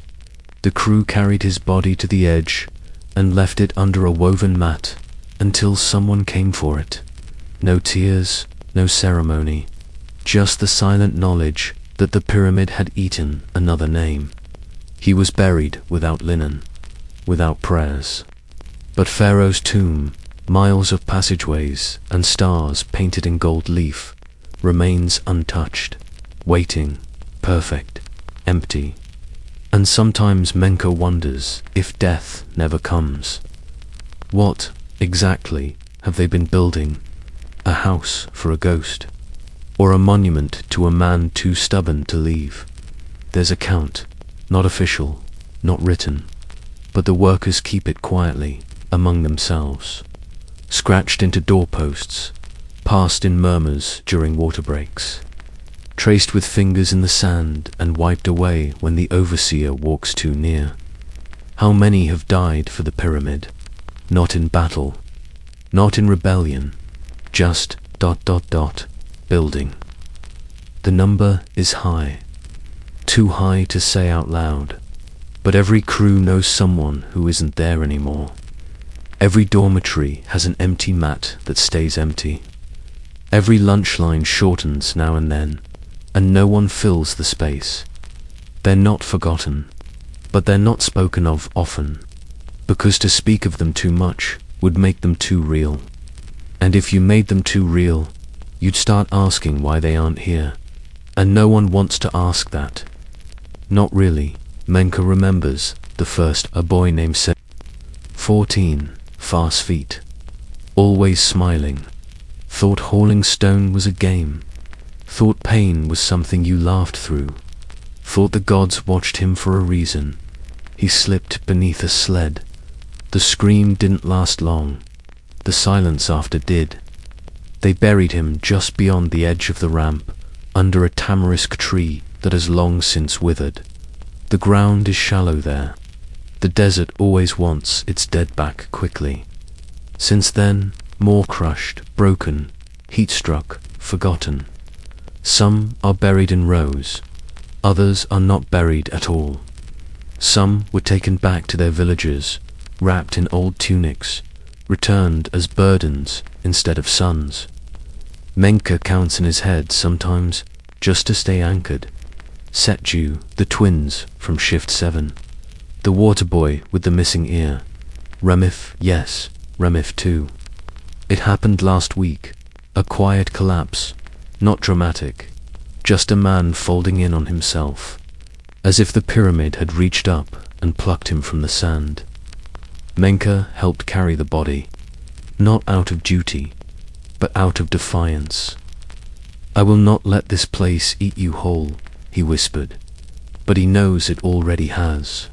Now, when he walks the ramp, he sees the ghosts, not with his eyes, but in the way the dust moves, in the dents along the stones where someone's last breath was taken, in the chants that sometimes echo when no one is speaking. And he wonders, at what point do the dead outnumber the living? And if they do, does the pyramid become a tomb for Pharaoh, or a grave for everyone else? He doesn't know. He only knows that he's still here, still breathing, still counting. By now, most of the workers know not to ask questions. They have learned that the pyramid will outlive all of them, and that asking why is a luxury for priests and poets, not for men with rope burns and sun-swollen lips, not for the ones who cough blood and call it dust, not for those who give their backs to something that will never give its name back to them.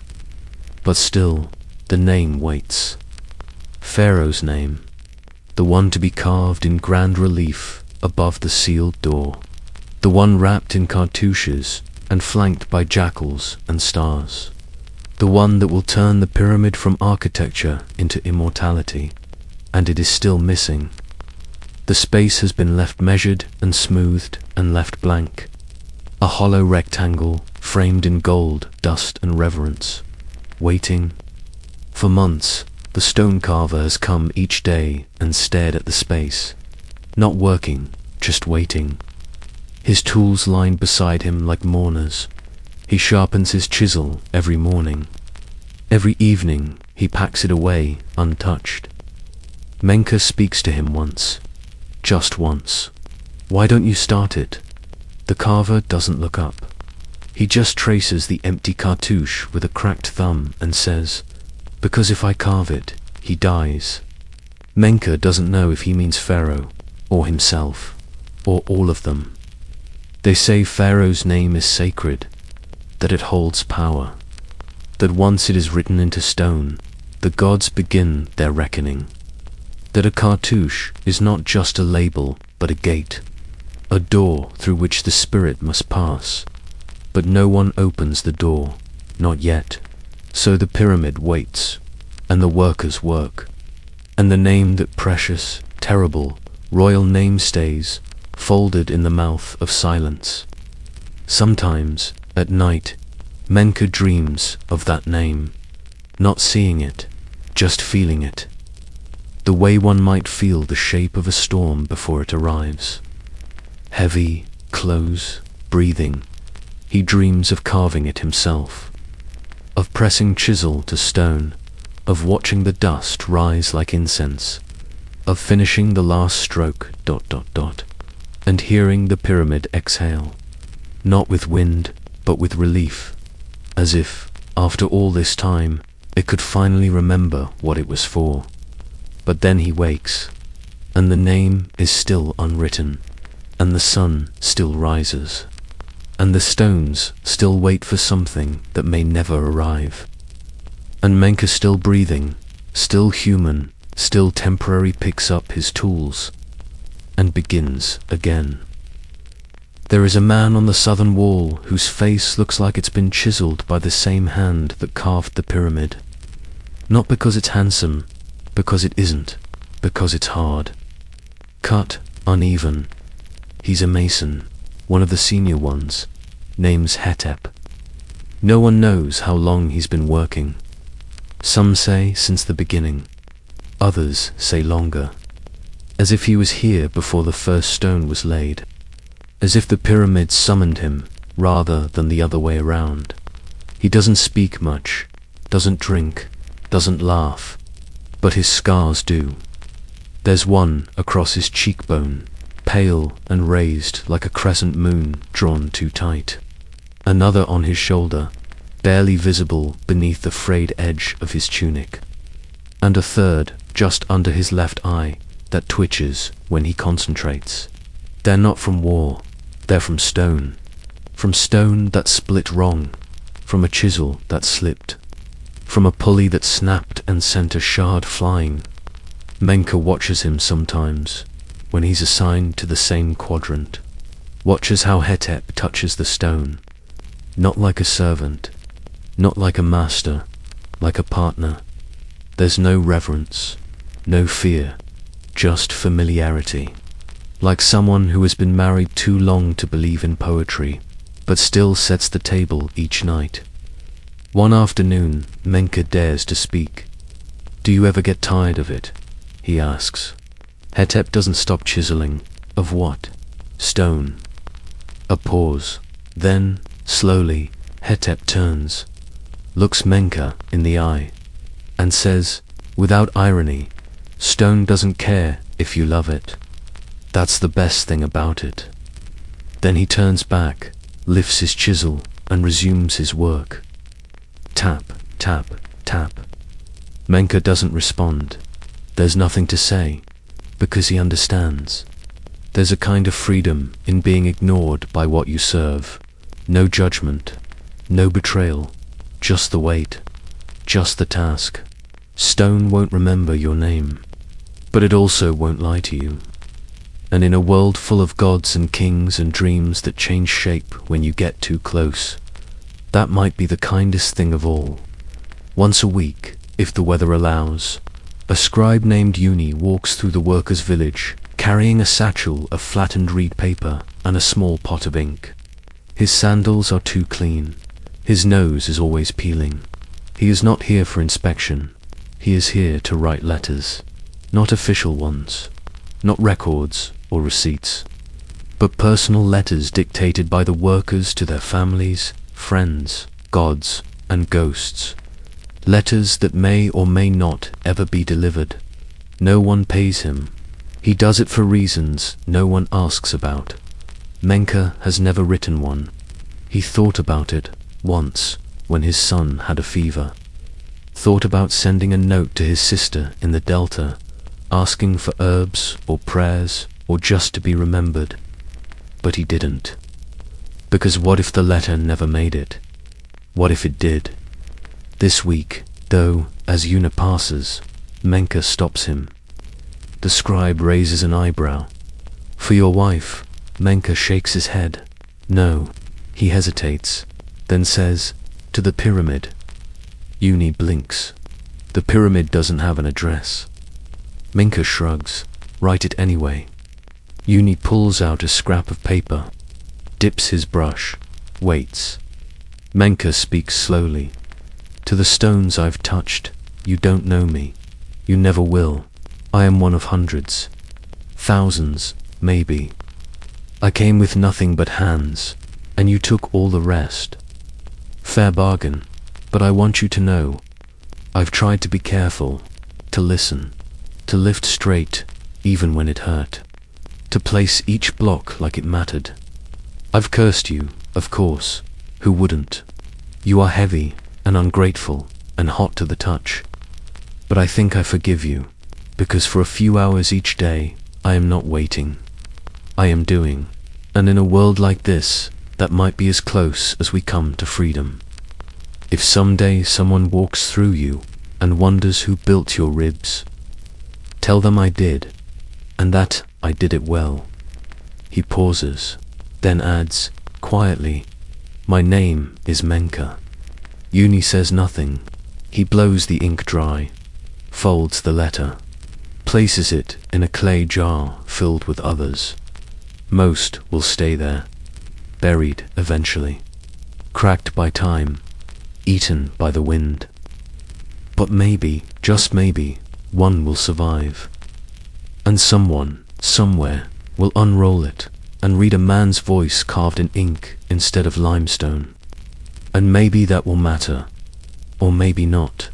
But Menka walks away a little straighter, because for once he said something not with sweat or stone ... but with words. It doesn't happen often, but when it does, it's unforgettable. A stone fails, not in a dramatic, cinematic way. No thunder, no lightning bolt of divine displeasure, just a slow, stubborn fracture. A refusal to bear one more inch, a whisper of surrender that becomes a scream. Today, that sound echoes across the plateau. Menka is near the quarry when he hears a tat first, a shudder, like bones grinding against the earth's jaw, then the sharp crack that follows, a sound with no mercy in it, the kind of sound that breaks more than stone. Everyone stops, even the oxen. The foremen shout, late and useless. A sled has collapsed. The block, too wide and too dry, snapped in its middle like overbaked bread. The rope lines whip backward, catching a man across the thigh. Another tumbles sideways down the ramp. Dust hangs in the air like the breath of something dying. When it clears, the stone is ruined. A jagged mass, useless now. Too misshapen to carve, too shattered to patch. A day's work lost, maybe more, the injured attended to, the damage assessed, the blame whispered. Menka kneels by a shard, smooth on one side, raw on the other. He runs his thumb along the break line. It is sharp, wet, still warm. It feels wrong, somehow, not tragic, embarrassed, as if the stone itself is ashamed for not living up to its duty. Hetep, the scarred mason, arrives and stares at the pieces. He says nothing, but after a moment, he kicks the largest chunk with a grunt of disgust. Too proud, he mutters. Stone forgot it was breakable. Later, someone will blame the cutters, the sand, the gods. Someone will carve a new block. Menka will haul it, and the work will resume, because that's what it does. But something changes, subtly. The songs are quieter, the hands more cautious, the stones heavier, somehow not in mass, but in implication, because everyone remembers now that even the things they shape can fail. Even stone breaks. Even the strongest thing you believe in can crack from the inside. And the only sound it leaves behind is the echo of men returning to their work, pretending they didn't hear it. The children of the workers' village do not play with dolls. Not the soft kind, at least. Not the kind sewn from linen or carved from wood with painted eyes and carefully braided hair. They play with stones. Scraps, mostly. Offcuts from the quarry, chunks broken in transport, shards that fall unnoticed from the mason's cart and end up underfoot. Forgotten by the builders, but not by small, curious hands. They collect them, stack them into towers, scratch symbols into dirt. Pretend one stone is Pharaoh, another a priest, another a jackal. The smallest stone is always the heart. It gets buried under the others. Menka watches his son build a pyramid of his own. It's 6 stones high, lopsided, leaning. The boy, barefoot, dust-streaked, impossibly proud, places the final stone with both hands, tongue sticking out in concentration. Then, carefully, deliberately, he smashes it, just like that. The tower collapses, stones scatter. A tiny laugh erupts like birds startled from reeds. Menka raises an eyebrow. Why did you break it? The boy shrugs. It was finished. Sutsobek, seated nearby with a basket of grinding grain, doesn't look up. That's what they all say. Menka kneels beside his son, picks up one of the broken stones. It's lighter than it looks, warm from the sun, its edges dulled by time. He says, gently, "You could have kept it." The boy frowns. It wouldn't have lasted. He says it with the finality of someone who has watched too many good things wear out. And Menka realizes, the children know. They know what their parents don't say. They know the pyramid isn't for them. That it will outlive their play, their homes, their laughter. That while their fathers lift and bend and break, the stone only rises. And yet, they still build, even knowing it will fall. Because building is what they see, and pretending it matters is how they love. Menka leans back, presses a hand to the boy's dusty hair. Next time, he says, "Let me see it before you smash it." The boy grins. Okay. Then he starts again, stone by stone, no instructions, no plans, just memory and instinct, and the quiet, stubborn defiance of a child who dares to create something destined to collapse. There is a place near the western face of the pyramid where the light changes first, not at sunrise, but in the evening, when the sun begins to slip behind the horizon and the shadow of the pyramid stretches out like a hand searching for something to hold. It moves slowly, that shadow, not with drama, but with certainty. By the time it touches the workers' village, the air has already cooled. The birds have quieted. The scaffolds creak in their ropes like bones settling into sleep.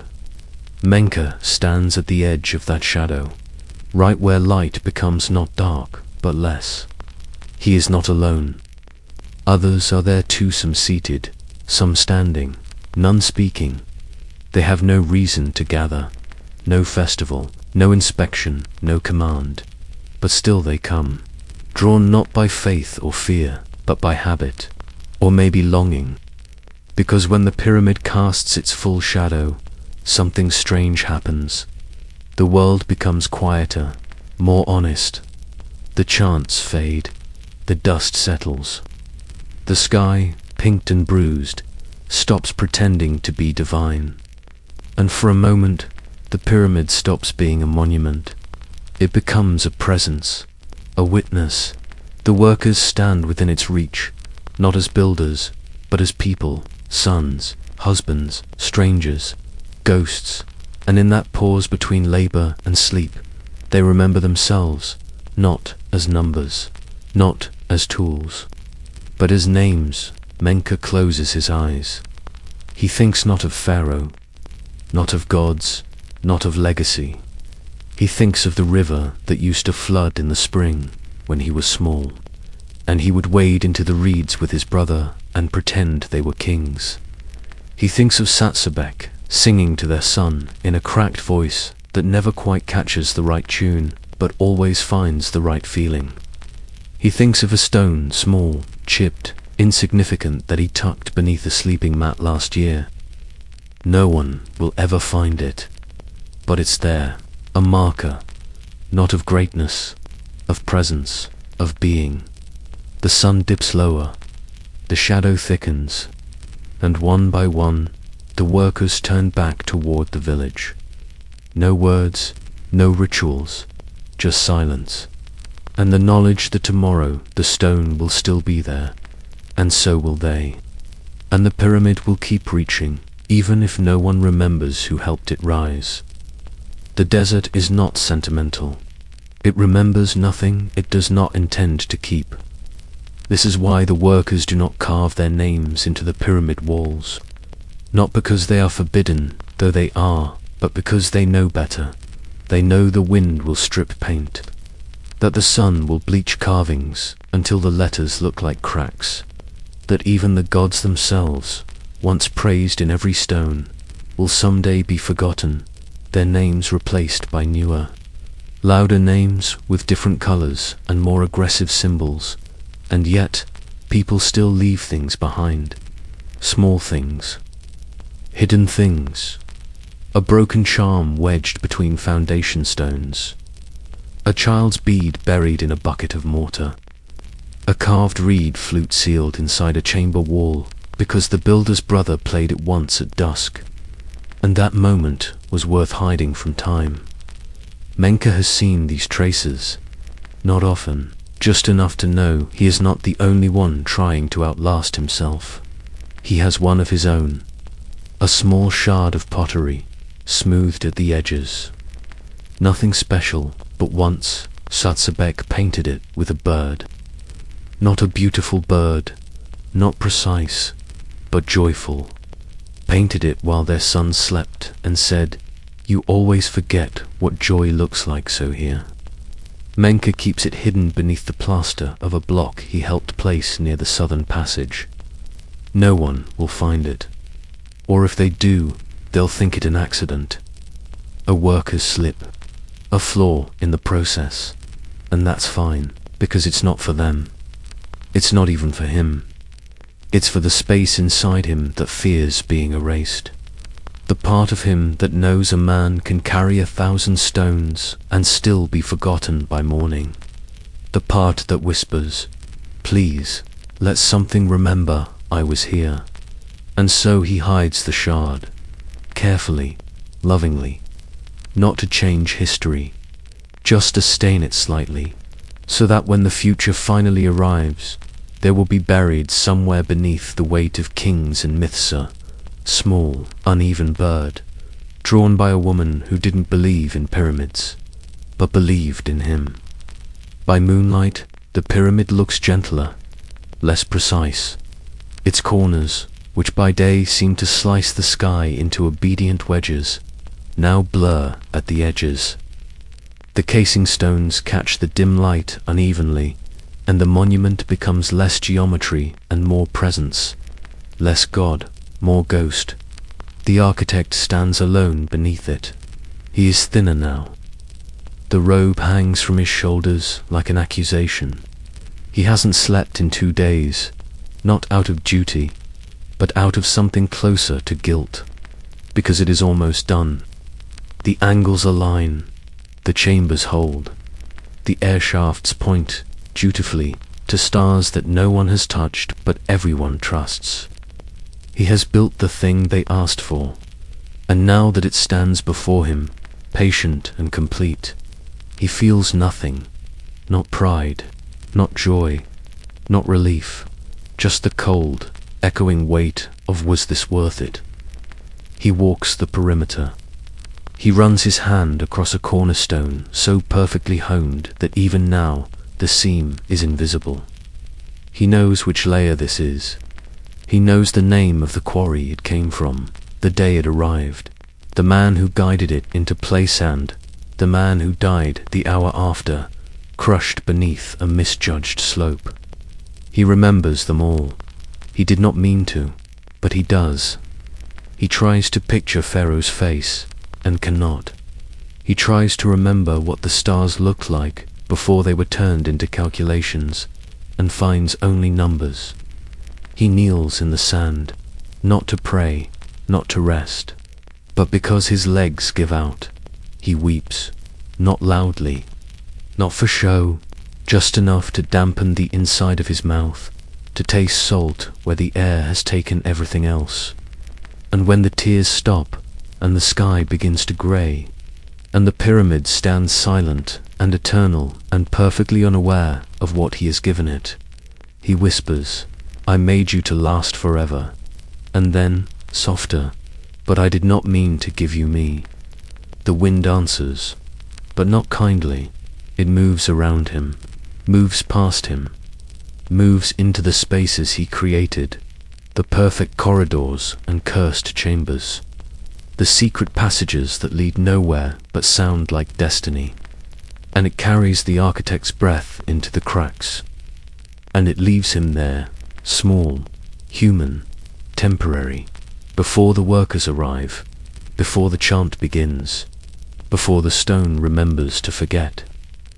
There is a wall inside the pyramid that no one was supposed to build. It wasn't in the plans. It wasn't marked on the papyrus. The architect doesn't speak of it, and the priests, if they know, say nothing. But it exists, tucked away behind the second burial chamber, past a slanted corridor that ends in what appears to be solid stone. But behind that stone, if you press hard, if you know where the pressure shifts, there is a gap, and in that gap, a wall. Only the tunnelmen know of it, and they call it the Whisper Wall. No one carves into it. That would be too loud. Instead, they press their lips to the cold surface and speak. Not for the gods, not for Pharaoh, for themselves. It started with one man. No one remembers his name. He was working late, reinforcing a low support column. Alone, tired, near the edge of breaking. He leaned on the wall, rested his head, and quietly he said, "I don't think I can do this anymore." And then he stood, and kept working. But the next man to enter that chamber heard something, not a sound, a feeling, and he did the same. A breath, a sentence, then silence, and work. Now, the Whisper Wall holds hundreds of such offerings, not written, not heard, not saved, but shared. A confession space for those who will never see their names remembered, but who still needed to say something before they vanished into the dust of repetition. Menka hears about it by accident. A passing comment from a tunnel man with blistered fingers and eyes that no longer bother to blink when dust falls into them. He finds his way there one night, slips through the dark like a shadow too tired to be sharp. No guards, no ceremony, just stone. He kneels before it, touches it once, cold, then presses his forehead against the wall and breathes. It isn't dramatic. He doesn't weep. He just says, "I have tried to be kind." And then, after a moment, one more thing. I hope that matters more than how strong I was. He leans there a little longer, then stands, and walks back through the maze of tunnels, up toward the air, toward the sky, toward the child who still plays with broken stones. Behind him, the wall does not echo, but it holds what he gave it, quietly, perfectly, as if that had been its purpose all along. In the village, there's a man who no longer works. He used to, was a hauler, strong-backed, quick-footed. They say he once dragged a sled alone when his team fell ill, singing the whole way like a man possessed. But something happened. No one knows what exactly. A fall, perhaps, or something worse, something that bent his thoughts instead of his spine.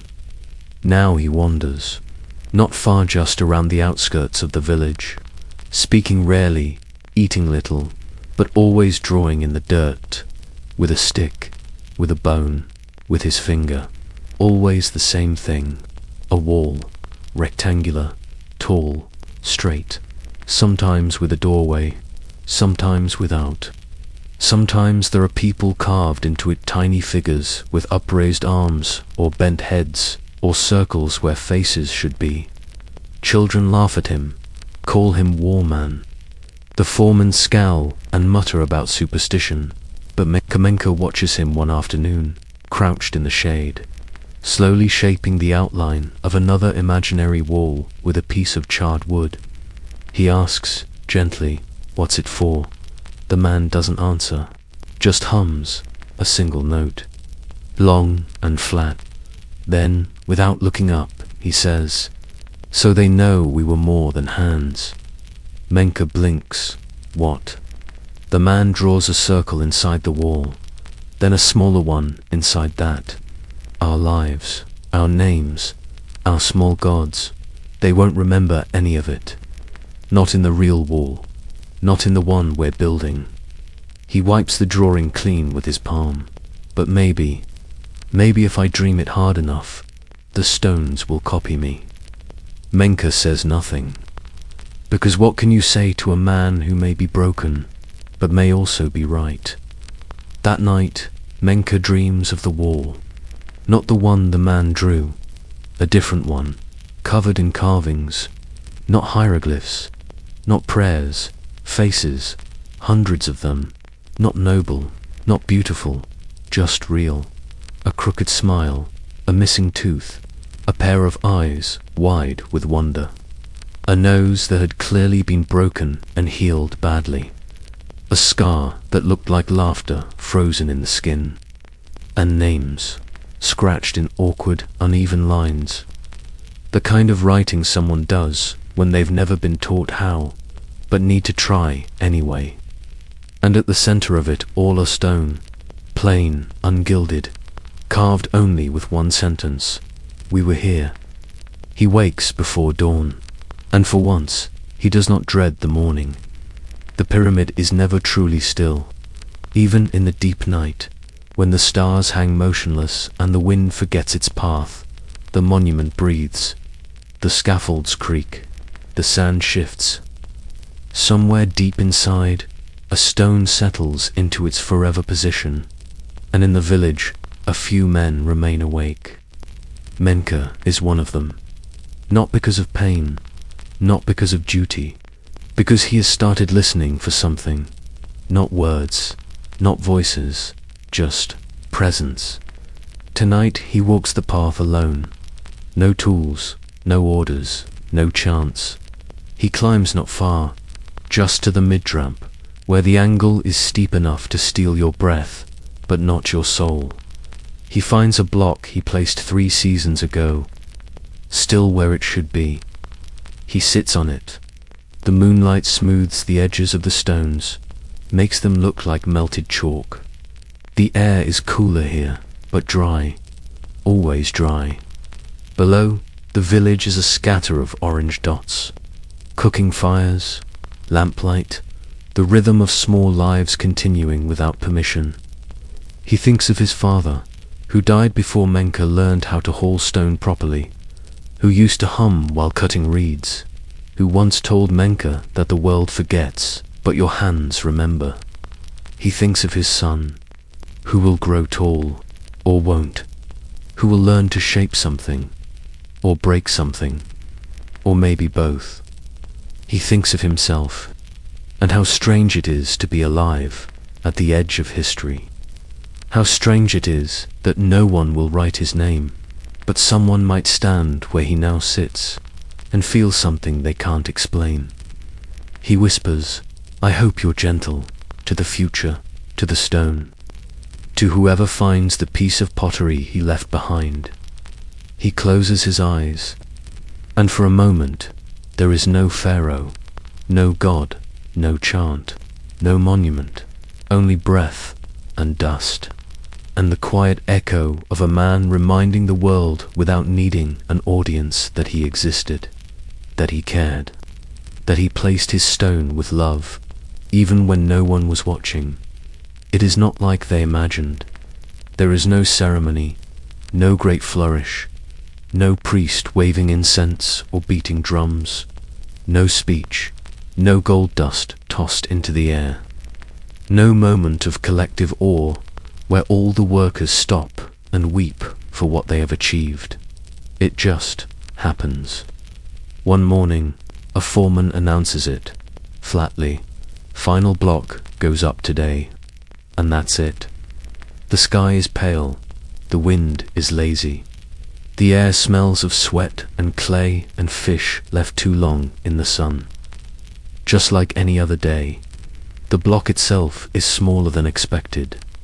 Not a grand capstone, not a jewel, just another stone carved to the right shape, wrapped in linen ropes, and set upon the sled like all the others before it. Menka helps pull. He doesn't say anything, he doesn't chant. There is no chant today, just the rhythm of feet, the groan of wood, the dry hiss of sand under pressure. They haul it to the top, the very top, where no stone has yet rested, where the sky feels close enough to taste. The mason who guides it into place is shaking, not with emotion, with exhaustion. He mutters something about the angle, the sand, the alignment with Ra's eye at the moment of equinox. No one listens. The block is slid into place. It fits. Of course it fits. They make sure it does. Then, silence. Just wind. Just the distant call of a bird too foolish to know what's been built beneath it. Menka rests a hand on the final stone. It is warm from the sun. It is unremarkable. It is perfect. The foreman clears his throat, spits, and says, "Right. That's done."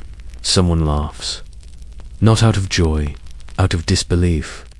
They climb down, slowly, not triumphant.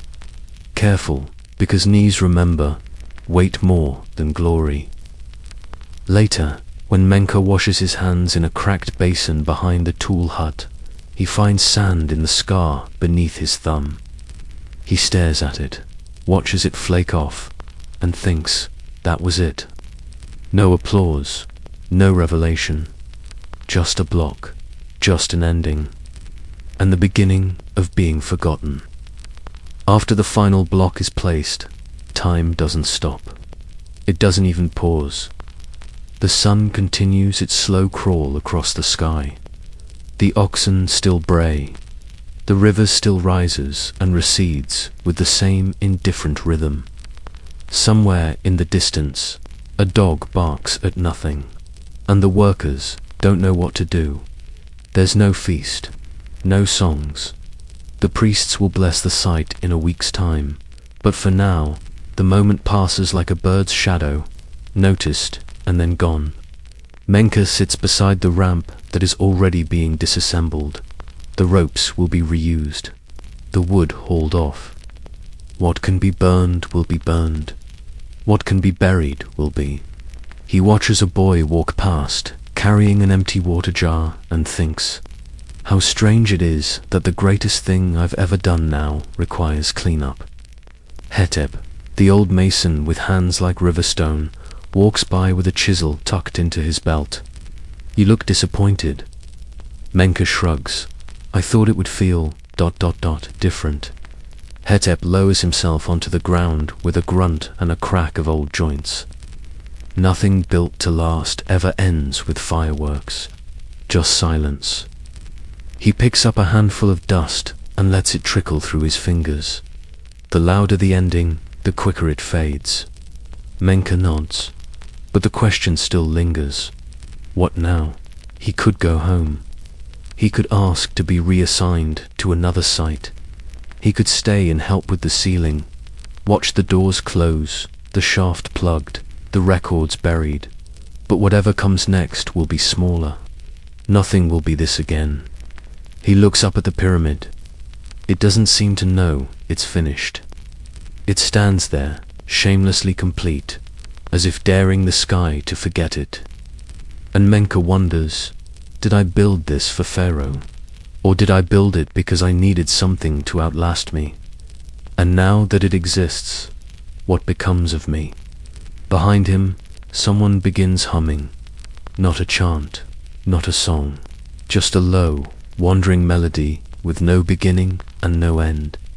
And Menka thinks maybe that's the answer. You just keep humming.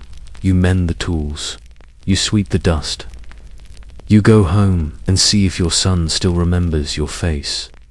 You live, not bigger, but longer. Because sometimes, after forever, all that's left is the breath you didn't know you were still holding. It happens without warning. A week after the last block is set, just as the ceiling teams begin their work packing joints with mud and mortar, removing scaffolding, lowering sacred charms into the gaps between chambers, the news arrives. Pharaoh is dead. No procession, no omen, no blood in the Nile or plague of locusts. Just a message, passed quietly from courier to clerk to priest to architect, each voice becoming softer as if afraid to be overheard by the man himself. Dead in his sleep, they say. Breath stopped. No struggle, no signs, as if even his body had been waiting for the pyramid to be ready. Menka hears it from a mason, who heard it from a grain porter, who heard it from the scribe's assistant, while trading half a loaf of bread for better sandals. And just like that, the purpose returns. Like a bone popping back into place. Suddenly, everything is sacred again.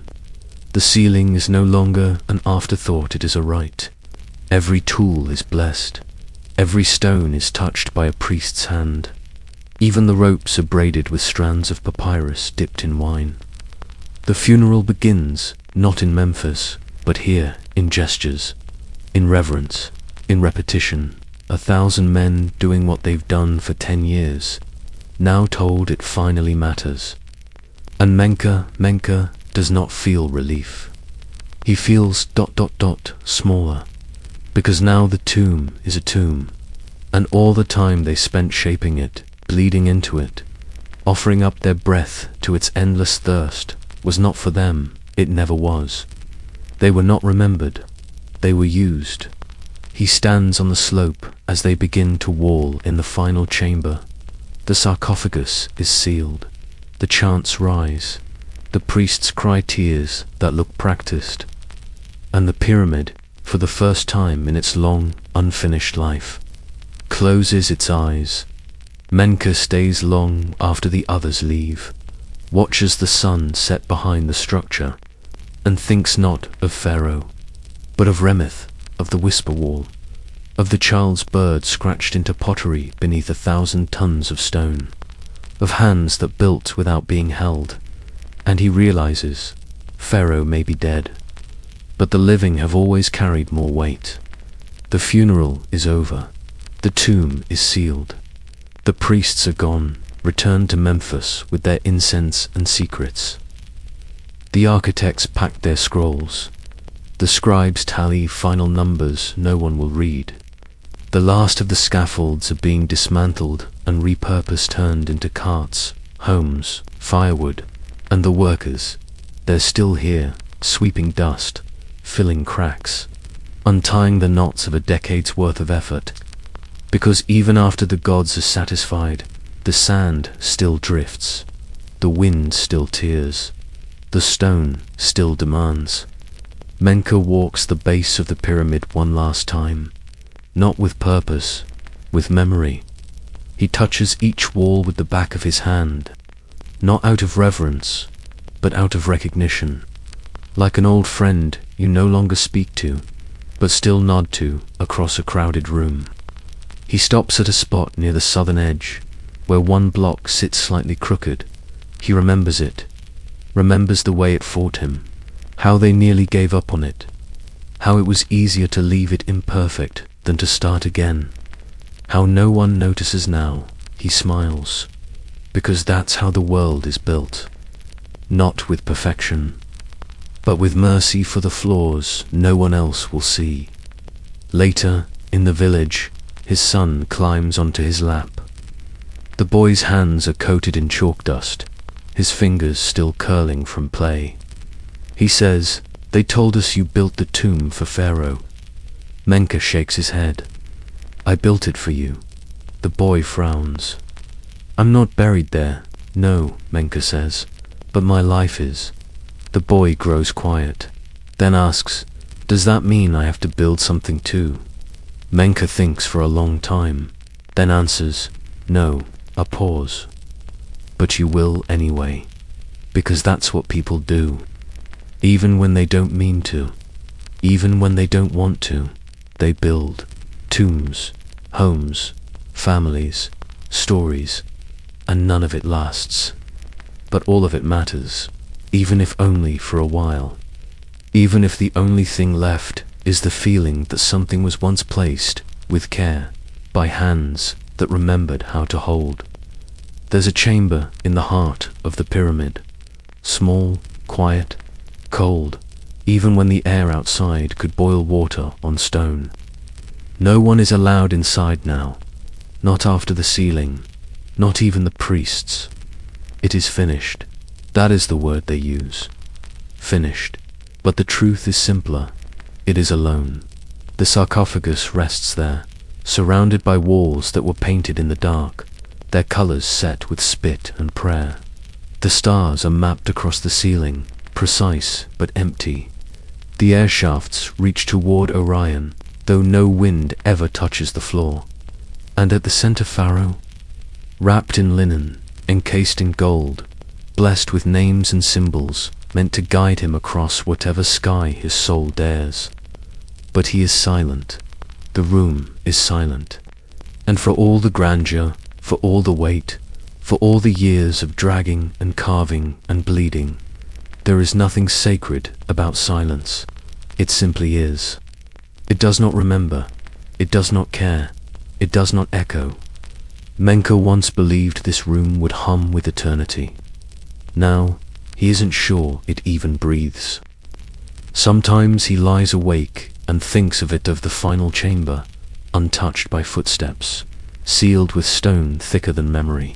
And he wonders what it sounds like inside, what Pharaoh hears, if he hears anything at all. If silence, that old tyrant, has taken even him. Menka rolls over, eyes open to a ceiling made of dried palm and stitched cloth, and tells himself this: we are not buried like kings. We are buried in each other, in the lives we touched, in the stones we shaped, in the child's voice asking to be carried one more time.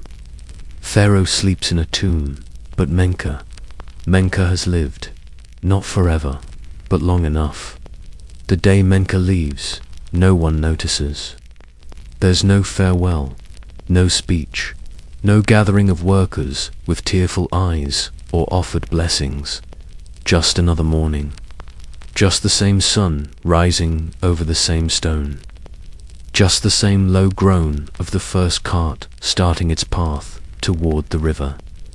He packs quietly, a satchel, a bit of bread, the broken sandal he refuses to throw away.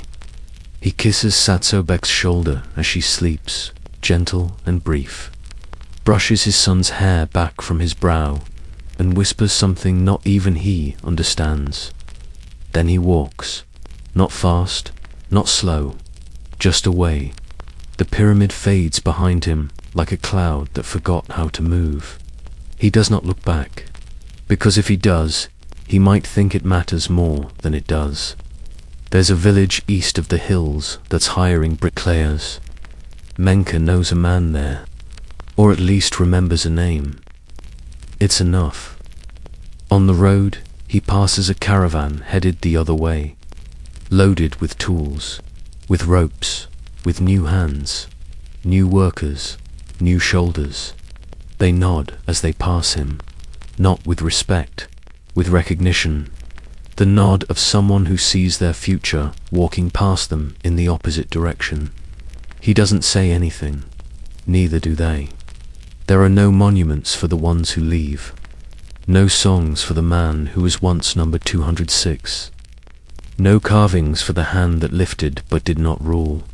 And yet, in the quiet between footsteps, in the spaces untouched by kings, in the shadow of the thing he built and abandoned, Menka finds something rare, not peace, but space, the kind that only comes when your name no longer needs to be remembered by stone, only by you. He finds the river after 2 days. It is not the Nile, not exactly. One of its children, maybe.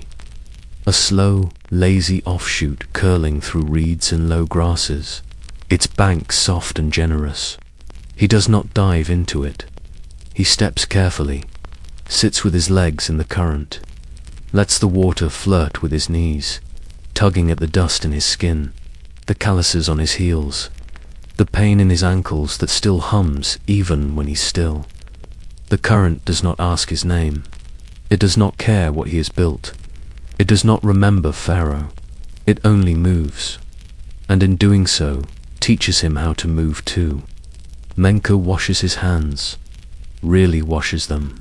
Not the quick splash behind the tool tent, not the shared jug passed between 10 others, but slow, deliberate washing, the kind that makes the dirt admit it was never part of him, the kind that makes you realize your fingers are still yours. A woman nearby kneeling, gathering water into jars, glances at him, nods, says nothing. He nods back. That is enough. He unrolls the satchel and eats the bread. It's dry. He doesn't mind. He watches birds, 5 of them, hop between stones, pecking at invisible seeds. One lifts into the air without warning, flutters, then returns. He exhales, not as a man unburdened, but as one no longer pretending to carry it all. He wonders if the river has seen the pyramid, if its water was ever hauled in jars to cool the ramps, to mix the mortar, to wet the throats of dying men. If it regrets that, probably not. The river forgets. But Menka doesn't. He reaches into his satchel, pulls out the shard, the little piece of pottery, the one with the crooked bird, the one Sotsebek painted on a day neither of them remembers anymore. He looks at it, smiles, then places it in the water, not tossed. Set the river accepts it, carries it slowly, not to drown, but to carry. And for a long time, Menka watches it float, not to see where it goes, but to remember how to let go. Somewhere along the road, Menka stops thinking about the pyramid. It doesn't happen all at once, not in a dramatic sigh, not in the middle of a dream or a whispered prayer, just slowly, like warmth leaving a stone after the sun has set. The shape remains, but the heat forgets its reason for staying. He begins to think about smaller things instead. The way goats smell when they're sleeping, the soft sound of reeds brushing against each other in windless air, the sharp laughter of children too young to fear falling, the names of rivers he never bothered to learn. He spends a week in a fishing village, builds a wall for a woman who lost hers in a flood. Not a tomb wall, just mud brick. Uneven, with a dip where the ground won't settle. She thanks him with pickled garlic and a story about her grandfather's dog, who once chased a crocodile into a fig tree. He doesn't tell her where he came from. She doesn't ask. That night, lying beneath a mat that smells of salt and old dreams, he realizes the story of the pyramid is not his anymore. It belongs to the stones now, to the silence, to Pharaoh, to time, and that, somehow, is a relief, because the story left him before he left it. Because all stories do. They stretch until you no longer fit inside them, then fold back in on themselves, waiting for the next name, the next hand, the next voice to pretend the shape was always theirs. Menka closes his eyes. He doesn't see the pyramid. He sees his son, running, unburdened, unimpressed by legacies. Menka smiles in the dark, not because he has found peace, but because for the first time he's not chasing it. Years pass, not many, not few, just enough to forget the number. Menka does not return to the village, not because he can't, because he doesn't need to. He lives in a town with no priests, no officials, no one who measures a man by how many stones he's lifted. They know him by his hands, his repairs, the way he listens without interrupting. He builds things, not monuments. Useful things. Walls to keep goats from wandering.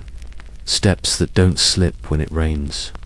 A doorway that faces east because the woman who asked for it said her dreams come easier when the wind hits her that way. No one knows about the pyramid. Not from him. He never mentions it. Even when the merchant from Thebes visits and speaks of the tomb of Pharaoh as if it were born from thunder and magic, Menka says nothing. Not because he's humble, because it's not his anymore.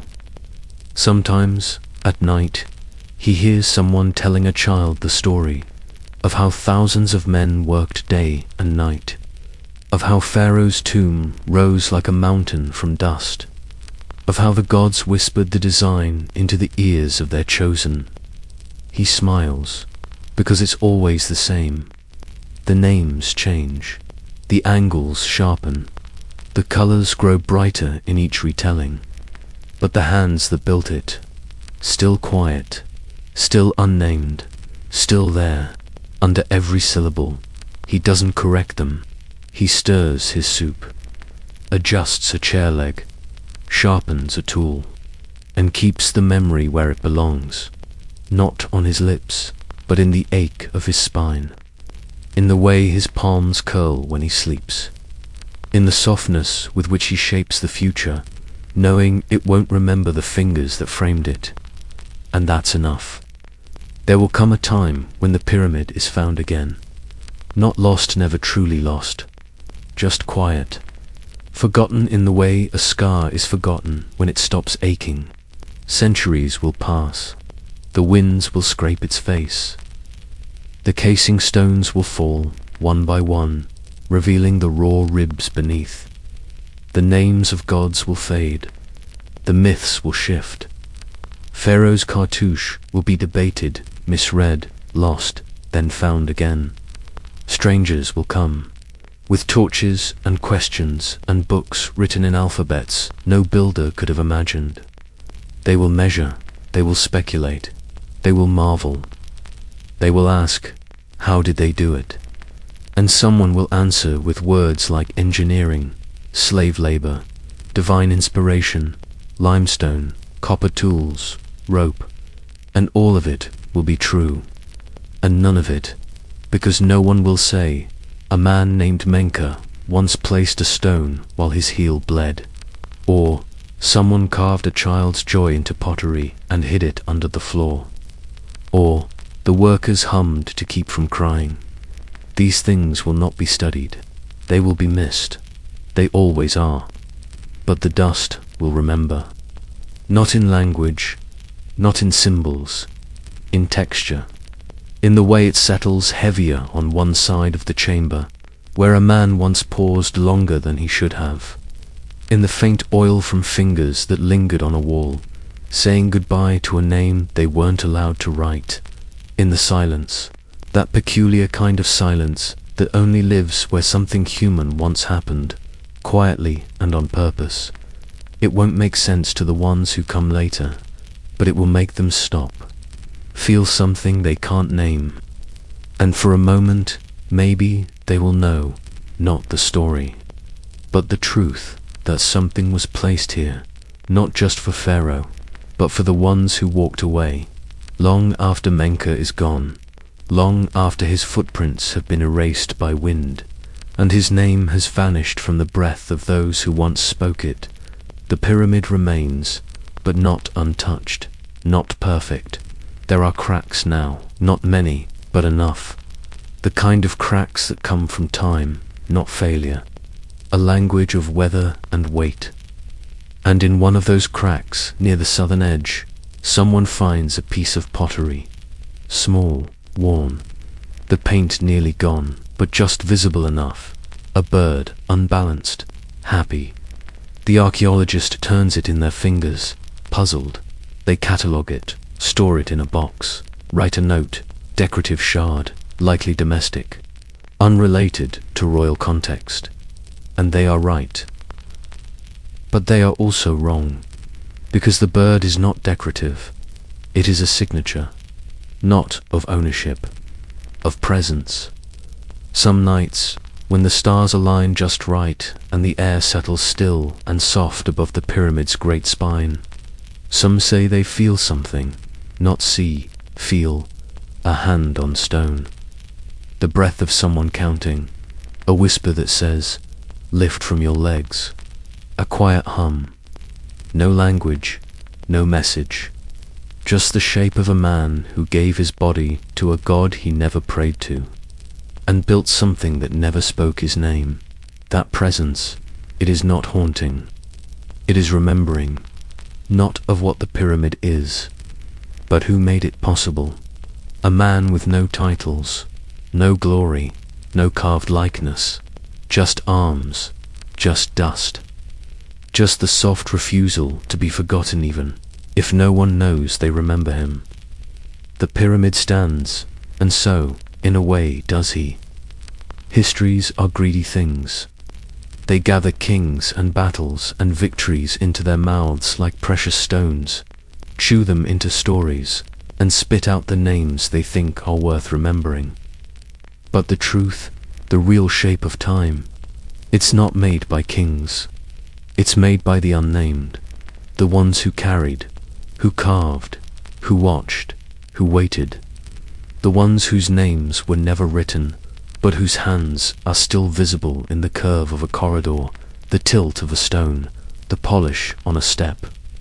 Menka is not remembered, but he is everywhere, in the logic of the walls, in the errors no one dares to fix, in the beauty that can only come from fatigue too deep to lie. Some scholar, centuries later, will stand in the burial chamber and frown.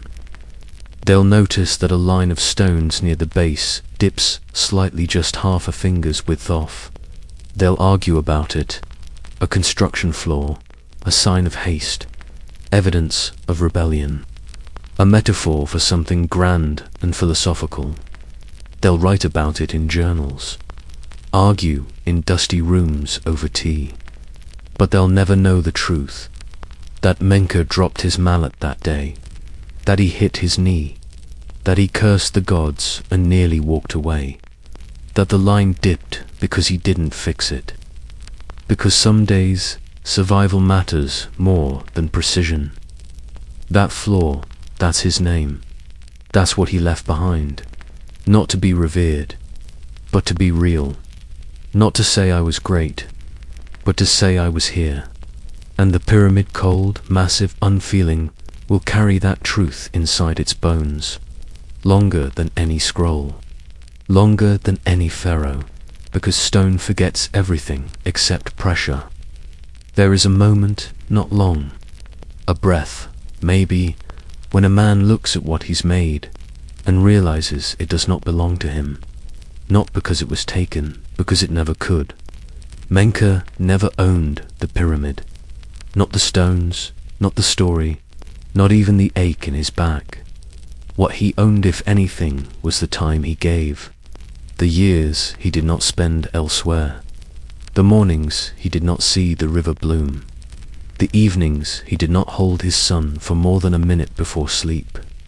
That is the weight, not the limestone, the living, the parts he did not get back. Some people die chasing immortality, some are buried in it. But Menka, he walked away, not bitter, not triumphant, just tired and whole. The pyramid stands, but he moves, softly, invisibly, through other lives, helping build homes that will fall in 50 years, fixing a roof before rain, lifting a child from a ditch. No one writes these things down, but they happen. They matter.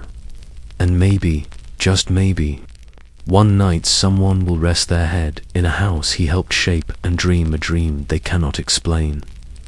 A dream of dust, of stone, of a man who once gave everything to something silent, and still found something worth keeping when he let it go. That is the real monument. The one no one sees, but everyone sleeps inside. In the twilight between memory and forgetting, some things resist, not out of pride, out of love.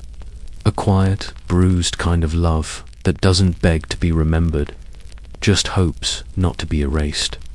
This is what Menka became. Not a hero, not a ghost, a kind of prayer, unspoken, passed hand to hand, back to back, from one tired worker to another. Not in words, but in presence. In the way one man pauses before setting a stone to align it just right, not because someone will see it, but because someone might. In the way someone lifts with their legs, because an old voice once told them to. In the way a wall curves, slightly not by mistake, but because it needed to curve. Menka is gone, long gone. His bones crumbled to dust in a grave no map can find. His name never etched in ink, never recorded in the tallies. But his prayer remains. It lives in the silent patience of people doing hard things for no audience. The mercy shown to a block that wouldn't fit. The song hummed quietly to stay awake in the heat. The softness in the hand that lowers a burden instead of dropping it. A kind of prayer that doesn't ask, doesn't expect, just leaves a mark. So small, so human, that only someone tired enough, someone gentle enough, someone listening just right, will ever feel it. And when they do, they won't call it Menka. They'll call it kindness. And maybe, in some way, that's better. 100 years after the pyramid is sealed, a boy climbs it. Not high, just enough to see the sky change color. He is not a prince. He is not a priest. He is the son of a baker whose flour comes from the northern fields, whose hands are always white and soft with dough, not dust. The boy doesn't know what the pyramid was for. He knows it belongs to a king, that people fear it, that birds do not nest on it, that no one builds like this anymore. But mostly, he just likes the way it feels under his hands.